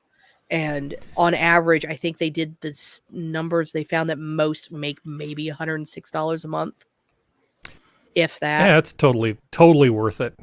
Oh yeah, you can go to TGI putting Fridays. That shit out there for all eternity because you don't want to have a real job. It's like, wait, it's like pee in a swimming pool. It when sounds like there. It sounds like your channel's not coming along. It sucks. Try to do only dogs and doesn't even work. You got to get more engagement. Ooh, that would be good. Only hounds. Yes, exactly. Only dogs. That would be great. Just like a puppy cam all the time, where people would just throw fruit at you on Twitch or whatever it is they do. But the problem is that would be when all the furries show up, and then I have to pick the furries out, and it's just not worth it. It's just not worth it. Furries are obnoxious.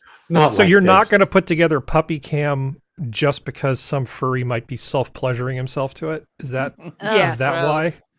Well, no. One of many reasons. That was the nicest way I could phrase that, Sora. So many reasons. So many reasons why. So I have a little something here, just the tiniest little palate cleanser. Since we're talking about tits. Damn right. Oh, yeah. Yes, exactly. 2 great tits. The one on the left is female. The second one is male. Why do women have to hide their tits? Why do we have to hide the women tits? Yeah, I like it. Wholesome. Family values. That's what you get here at Minions of the Zoo. Tits have another great dad name jokes. Here we go. As birds. What are they called? Tits? Are they called titmice? I think that's titmouse. Yeah. Yeah, I think that's actually what they are. The little titmouse. Yeah, we just call them tits. We're Anyway. Americans and we're lazies. Tits, man. Or chicks, too. I guess either way you want to look at it. So I wanted to talk about something that genuinely is kind of terrible. Let's see if this actually loads. So there is a guy who... I actually wrote this down because when I'm talking about things that might get us canceled, I want to phrase this very carefully. So I apologize for reading something that I've canned, but it's better than me going as I try to defend the channel in my head. At the intersection of many recent stories is a man named Scott Wiener. One of the most powerful people in California politics, Scott still somehow manages to be one of the most oppressed people on the internet. He recently had a dust-ups with Marjorie Taylor Greene and Charlie Kirk. The former called him the G-word. The latter claimed that California was letting sex offenders out of jail after just a few months. Groomer. Again, the G-word. So this is Scott Wiener, calls out far-right activist. Oh, by the way, all of these sources are pro-Scott Wiener, so I'm not trying to just go grab a bunch of red meat and throw it up here. So I'm trying to give him the most generous interpretation here.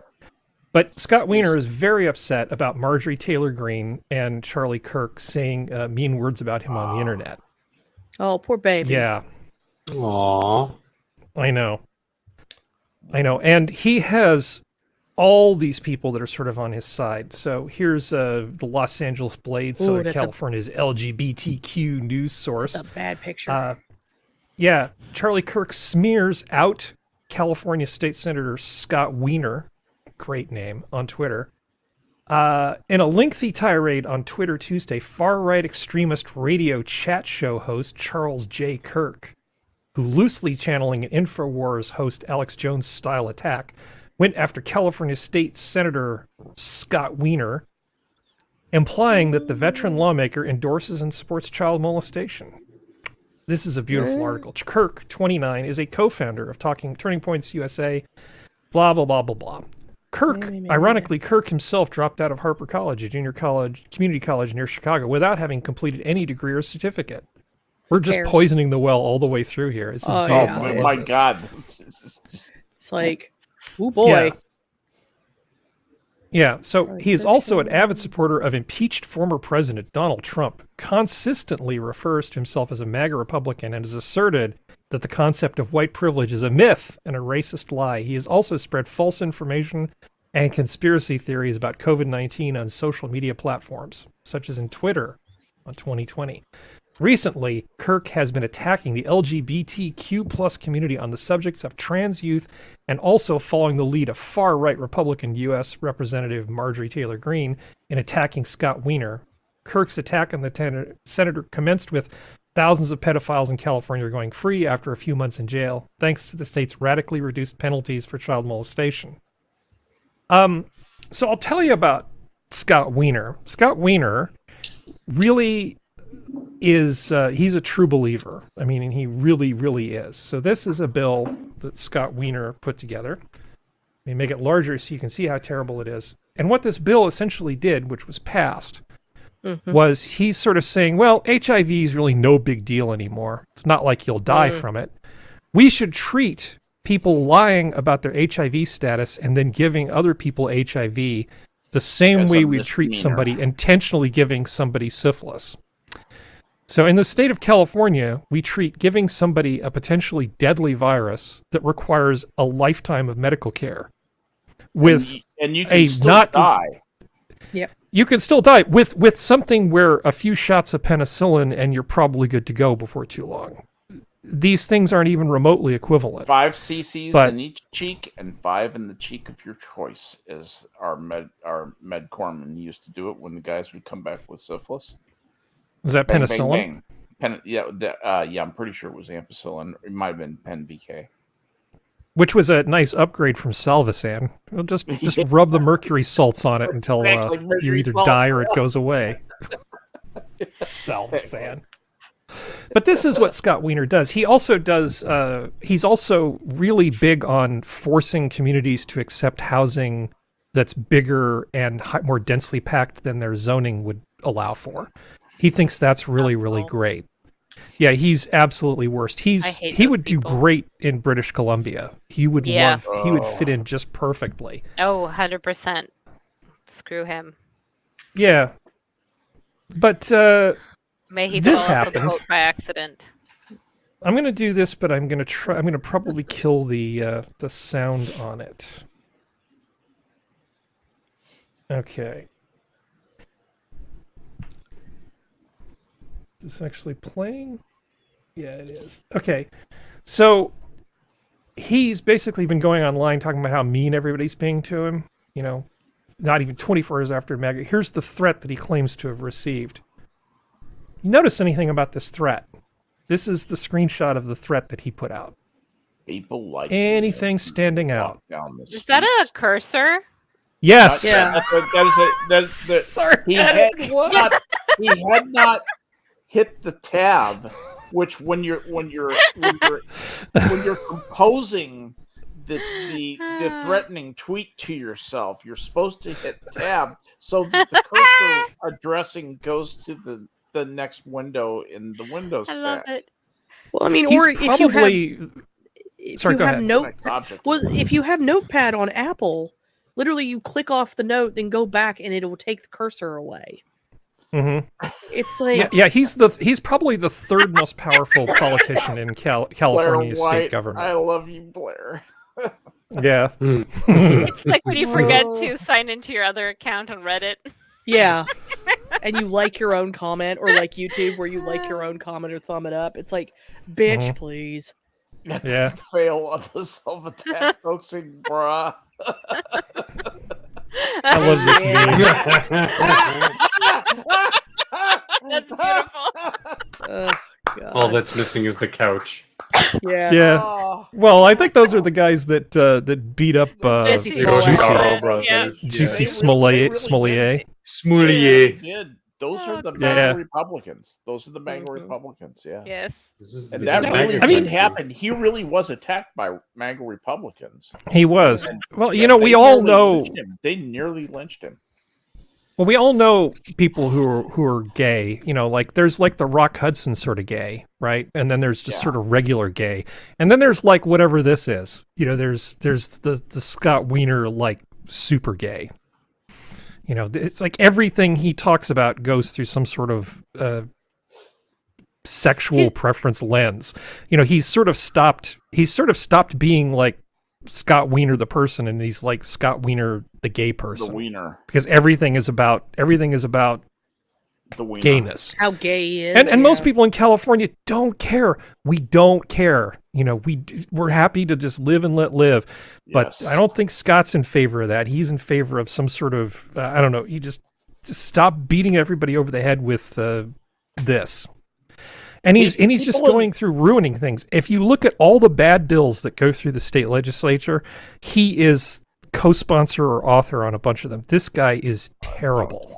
He's just He's poison. terrible. Proof like that. And he represents, I'll let you guess what part of California he represents. What could it be? Los What could it Angeles. be? No, San Francisco and the no, North San I was Bay. gonna Sorry. say, yeah, Sorry. this guy is Yeah.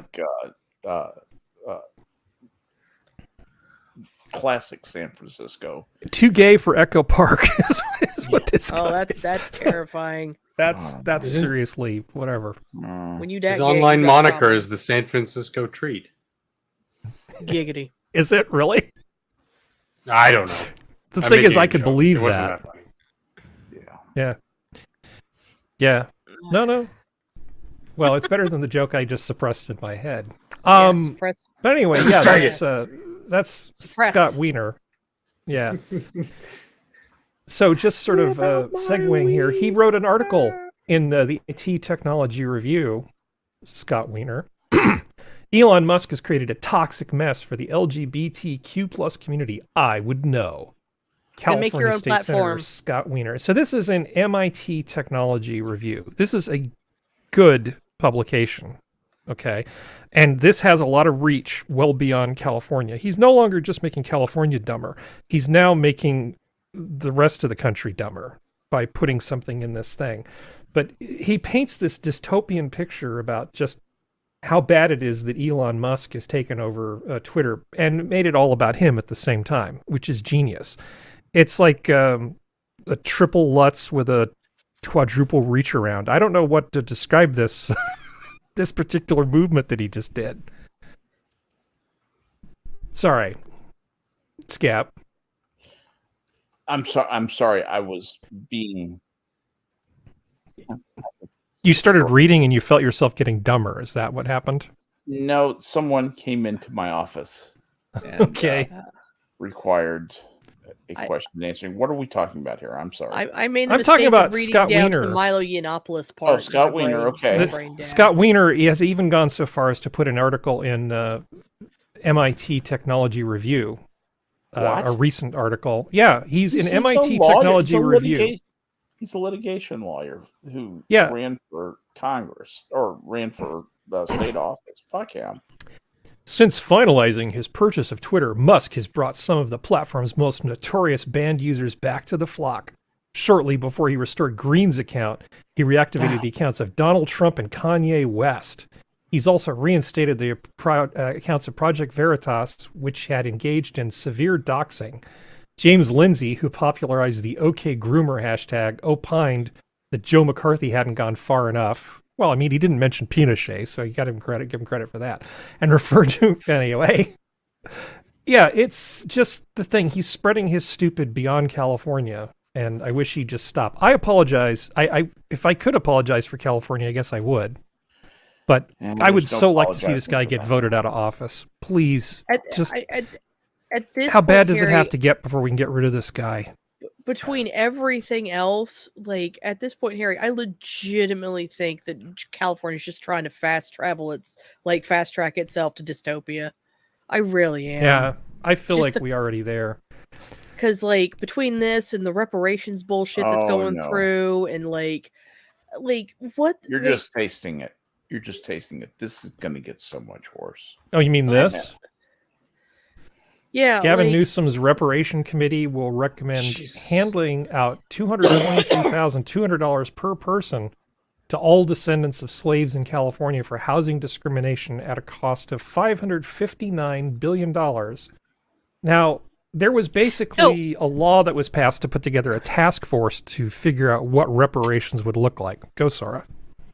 I was just going to ask, for the California residents, how many years did they have to be a resident of California to qualify for this? Or can somebody suddenly move in there and say, "Oh, I'm a California resident, give me my 200,000"? And I identify. Well, I'm not saying you're a racist, Sora, but I'm saying that is the question a racist would ask. Mm-hmm. Wow. A racist would say. A racist would say. Shazoo! I think if you want like every black person in America to move to California, we're going to need to build a lot more houses. It's a good thing Scott Wiener's on top of that situation. Yeah. Enjoy your 20-story skyscraper of low-income housing next to your single-family home. There are 30 million black people in America, and they will all move to California if this happens. They will all go there. And then the next question is descendant. Okay, so, but are they of slaves in California, as in slaves that were owned in California? California never had slavery. No. Yeah, no, there we go. Why the hell is California paying reparations? All you will have to be is black appearing, and you get the money. Yep. There's no attempt to link them to back up through a lineage of real slavery, of being descendants of slaves, because you don't have to be a descendant of slaves to be a descendant of slaves, don't you see? Well, you know who got like the bad deal in California were, and a lot of the West were the people who came over from China to work on the railroads. Mm-hmm. Now you could say the privilege. You're gonna love this. Now you don't hear anybody talking about reparations for them and their descendants. No, they're white now because they were indentured. Yeah, because they're all succeeding and doing really, really well. Yeah. No, I mean, and there haven't been bad things. Now. Yeah, they're no longer Asian. If you bring them up as like, hey, here's a non-Caucasian group that are, no, we're gonna now lump them with the Caucasian group, because obviously, why would one non-Caucasian group do better as a group than another non-Caucasian group, assuming that's ever happened? It's a mystery. It is a mystery. enshrouded in an enigma, wrapped inside a dream. I don't agree with reparations, but there is a group that's possibly living in California that does deserve reparations for the helping of the building of the railroads and everything else, which are the Native Americans, who were the other group that were used to help, along with the Irish. Like, what? Like, I don't think. What Native about American... the Finnish people? They had Finns who were driving rails. What about people from Sweden?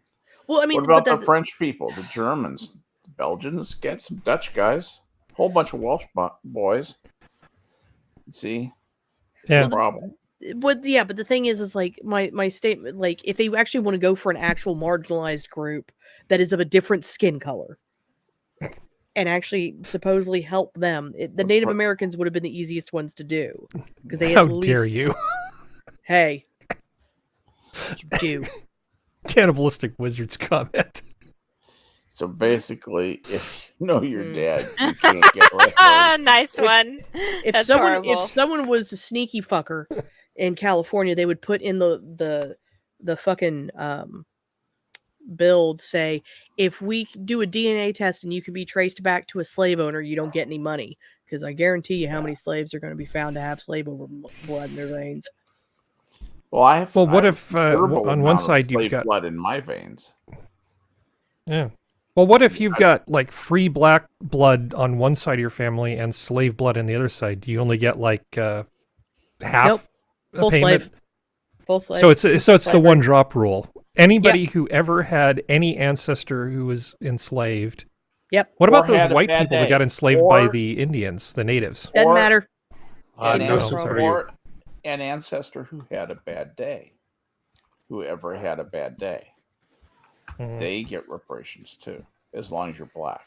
I do love the third from the bottom thing in the little bullets, where it says nearly 6.5% of California residents, 2.5 million, identify as black or African American. I think that number is going to go up. I'm feeling pretty ethnic right now just thinking about all this money. I will prove my ethnicity, motherfucker. Yeah. Good times. Yes. Like, California's just trying to fast track its ass. I swear to God. Yeah, that's true. I won't be able to convince them because I can't dance or play bass. So I guess it's not gonna. But I do have to ask. I can play the bass decently. Am I wrong in that? Because I thought California was in debt. Where are they getting this money from to pay these people? Oh, we'll probably sell bonds bonds or something.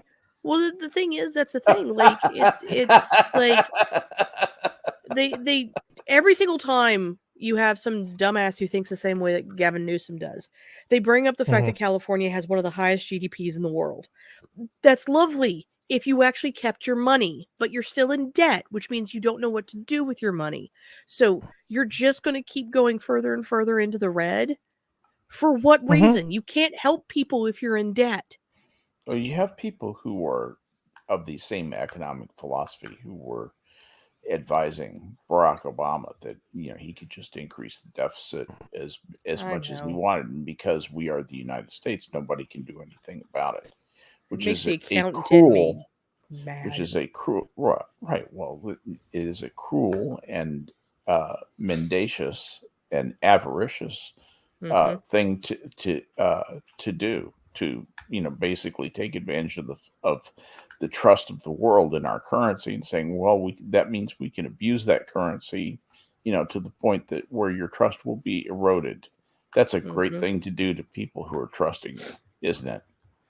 Well, I'm going to do something terrible to you guys. This next thing is really annoying. I'm annoyed, and so I thought I would share it with you. Functional, are you with us?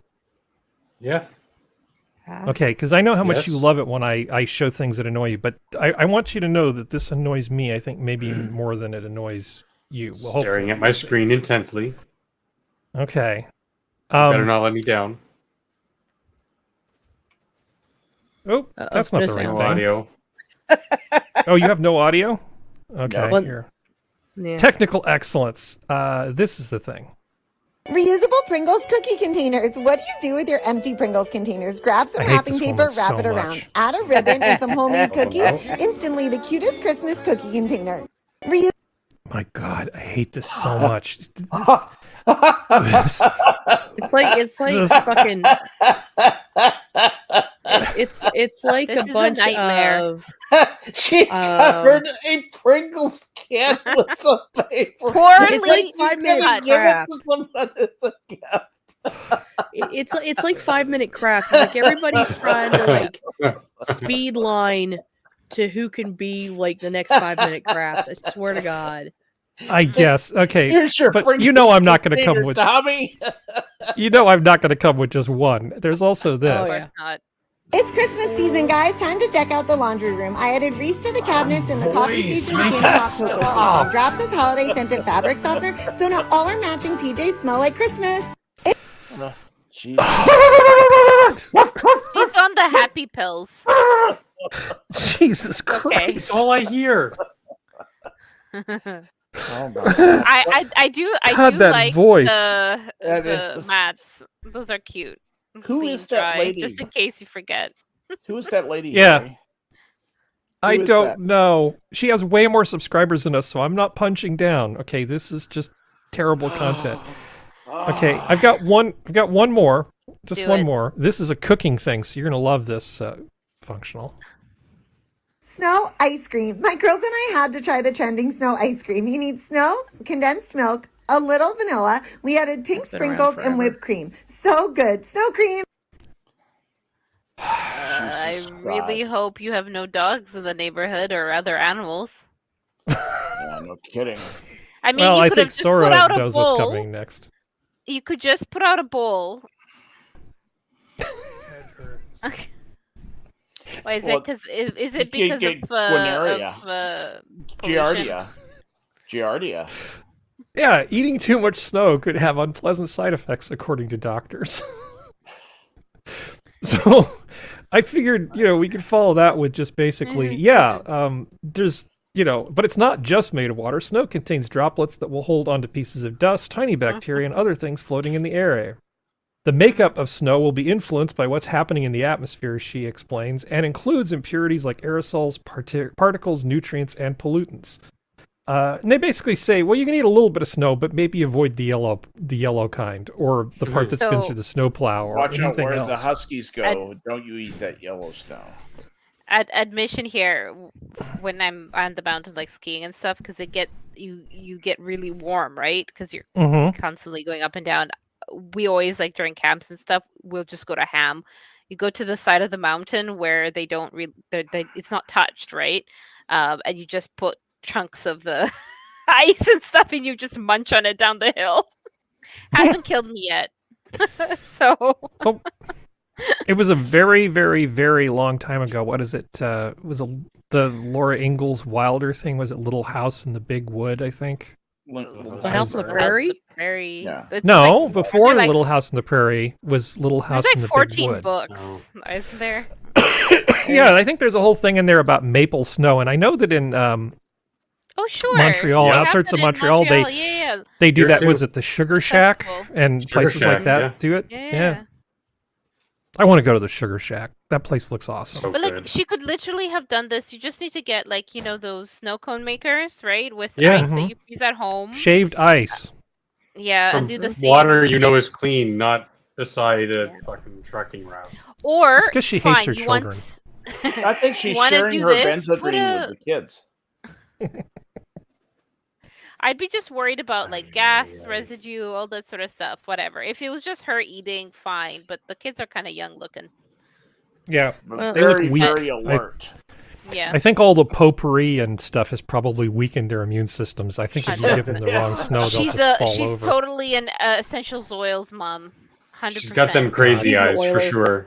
Yeah, Yeah, she's she's got the essential oils, crazy eyes. yeah, doTERRA. definitely. a She's like doTERRA. if overly attached girlfriend grew up. It's Oh, doTERRA yeah. Oh. or Young Living. She's got BMO. plenty. If I have to For me, choose between all her and over. Lena, I'm picking Lena.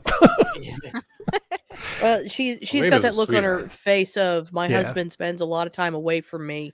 We've had 2 kids, neither of them sons. He actually wanted a son. I now have to somehow make money on my own because I know God, that eventually he got will dark. divorce me. I'm Wow. sorry. That she's taking the Xanax to not think about that because those are Xanax. Well, on that note, we should probably start talking about black body radiation. Okay, Yeah. so, Harry, radiation of Yeah. color. Yeah. yes, okay. Current year. There's a bunch of cool stuff that's been happening with the better. James Webb Space Telescope, right? We love the James Yes. Webb Space Telescope. It's Yes. freaking awesome. Okay, so of all the things that were there, I wanted to sort of tie a few of them together and put a little bow on them as to why they're actually cool and why they sort of make sense. Because there's plenty of pretty pictures, and we've looked at those, and we will look at more of them. But James Webb, for something that's not a space probe that goes other places, gives us these amazing images, right? And that's good. But what I like is this diagram right here. So what we're using is an instrument on the James Webb Telescope it's a near-infrared spectrometer. And you may say, quite reasonably, what is that and why should I give a crap? Well, the reason you should give a crap is because, unlike Hubble, since this thing sees in the near-infrared, you can actually discern a lot more about what's going on in an atmosphere than you can with just the optical observations. If you want to figure out what an atmosphere is actually made of, this is how you go about doing this sort of thing. And this is something that Webb can do that Hubble could not do. So when I'm talking about infrared, oh gosh, this is tiny. I made a bigger one. It's much better.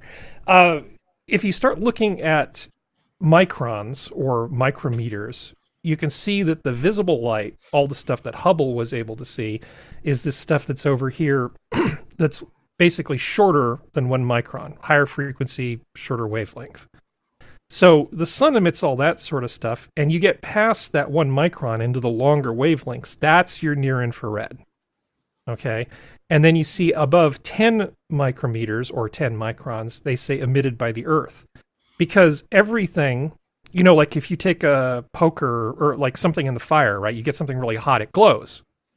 And the hotter it gets, the sort of lighter yellow, white the glow becomes, right? As opposed to the deep red color. Well, that has to do with black body radiation.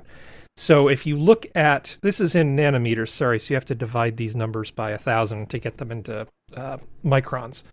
But if you heat something to a really high temperature, you get a peak of the light at different colors. So 5,500 Kelvin is roughly what sunlight is, right? Because the photosphere of the sun is 5,500 Kelvin. That's why that light is that color. That's why chlorophyll is green and plants are green, because they've been optimized to get lots of energy out of the sun. But as things get cooler and cooler, these colors change. But you end up actually, as things get to sort of more terrestrial temperatures, like you heat the ground of Mars and then that light bounces back, those wavelengths are actually in the near infrared. That heat that comes off of Mars as a result of being hit by the sun is in the near infrared. And it gets absorbed by the stuff in this diagram. So what you're seeing is you're seeing the sunlight being reflected off Mars, and then the intensity of that reflected light being dropped because these things are actually absorbing that reflected infrared light, and it's being picked up by the telescope. So you're able to look at the composition of that atmosphere based on how much it's reduced the light that's coming back from James Webb. And this is this is cool to me. Sorry, what was the question? They actually call that spectrum drops, like the water drop. They'll say, that black band right there. You look at this, band of things, and they're actually looking for absences, because of they say, that was absorbed by water, because that, when water is absorbed, that's the position where water is. And then we do this with the elements. Spectroscopy is fascinating. Now, this is cool, but we've sent probes to Mars, right? So we have a pretty good idea of what the atmosphere is made up of. This is not particularly challenging. But what if we use this $10 billion thing and we pointed at an exoplanet? That's what I'm talking about. WASP 39b, baby. How do I just get it to do this image? Yeah, sorry, it's being annoying. So yeah, here's WASP 39b. This is 700 light years away. I lived there when I was working for Merrill Lynch. Yeah, we're actually able to use the Webb Space Telescope to analyze the atmosphere of an exoplanet 700 light years away. That's how amazing this tool is. That's how not only the Webb is. Not only that, but combined with the observations from Hubble, which was able to look at this same type of technology in visible light. If you combine all of the knowledge that we have about this planet, you not only can see what's in the atmosphere, but you can see it changing composition like Los Angeles does during the day. You wake up, smog forms, the sun goes down, the smog disappears. It's photochemical smog. You can actually see photochemistry happening in the atmosphere of this planet 700 light years away using things like the Webb telescope. Absolutely mind-blowing. Not only do we know that the planet's there, but we even know what's happening in the atmosphere during the day and night. This is 700 times 2 trillion miles. Yeah. Okay. That's 1,400 trillion miles. It's just... I feel like we got our money's worth out of this thing. It's a quadrillion miles away. That's so far you can't even conceive of what that is. There's just so much cool stuff on the web page. I mean, so many of these amazing things. I mean, there's stuff that looks cool, right? Yep. You know, there's stuff that looks cool, and that's fine, right? You know, anything that gets people interested in science, I mean, absolutely fine, right? That's great stuff. Mm-hmm. But some of this atmospheric stuff, where they're looking at the composition of the atmosphere of these things, absolutely mind-blowing. This is the same planet that we're talking about right here. We're just learning so much more about our universe. Yeah. So we can see sodium, water vapor, carbon monoxide, carbon dioxide, sulfur dioxide, carbon monoxide again, and we can see how it changes during the day and night cycles of this planet. It's a great time to be alive. I'm gonna call that planet a fixer-upper for human habitation. I think BlackRock should go there and look for real estate they could buy. Can't we just send Scott Wiener? not anywhere in particular. Just send him. Get it away. But the ability to look at the near-infrared stuff 700 light years away or further is actually pretty amazing. Because originally when I heard about this telescope, the main thing is that the visible observations as we look further back in time, they're redshifted. So a lot of what was visible light goes into the infrared. So if you want to see the early universe optically, you have to use an infrared telescope or a radio telescope. An optical telescope can't do it. So it can see further than Hubble could. But at the same time, you can actually use that same technology to figure things out that are much, much, much closer to you, like in the same solar system or in the same galaxy. I hadn't even thought about, and I don't know why this escaped my mind, but it didn't even occur to me when I first heard about the web that we would be able to use it for things that actually kind of sort of matter even here. Because the more we learn about this type of chemistry, it could prove to be something that's really important for us later. This is good knowledge to have.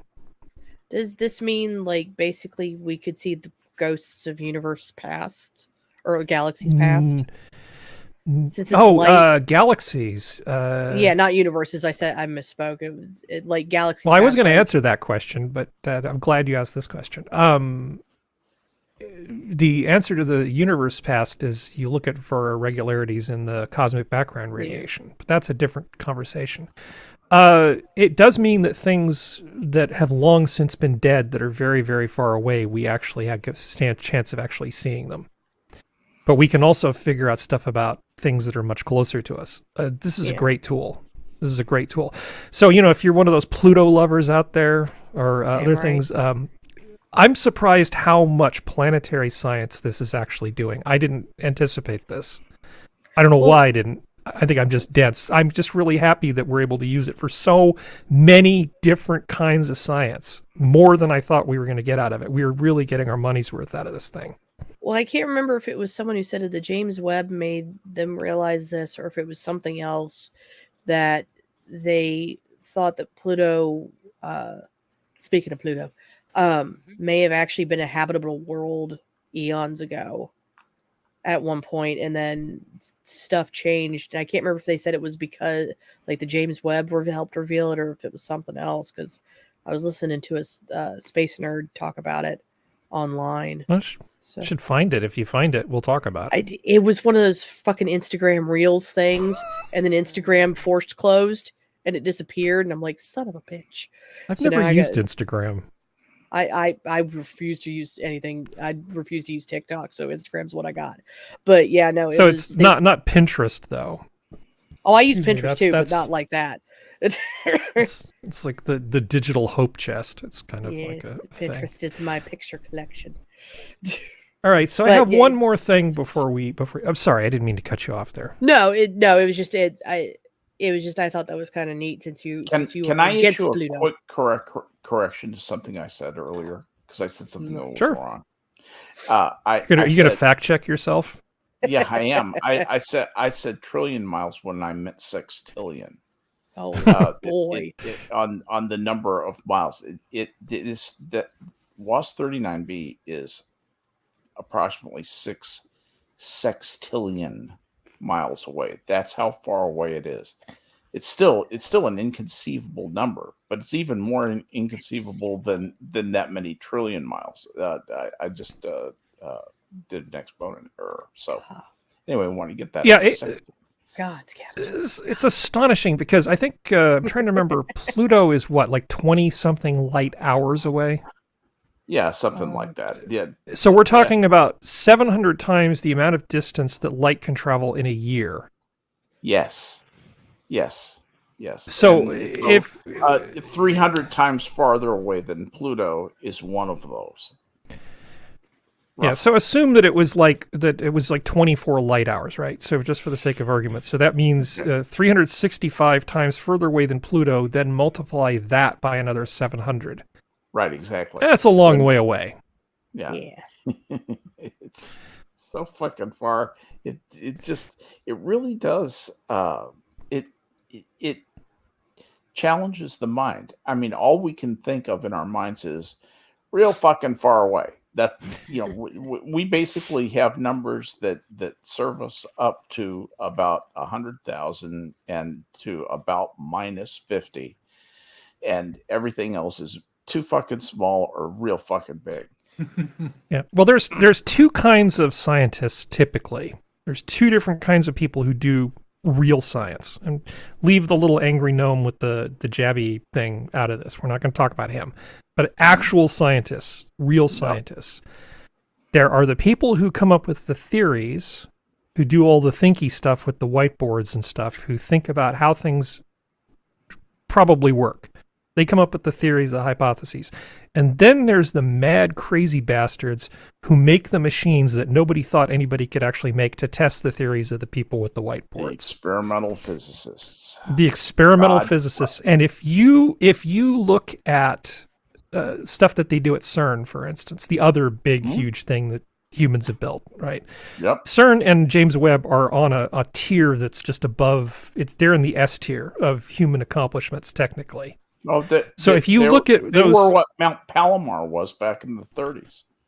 Yeah, so this is the S tier technology. So the people, the mad bastards who built CERN, the Large Hadron Collider, there's so many digits of precision after the decimal point on something like that. It is insane how accurate and how detailed those measurements are.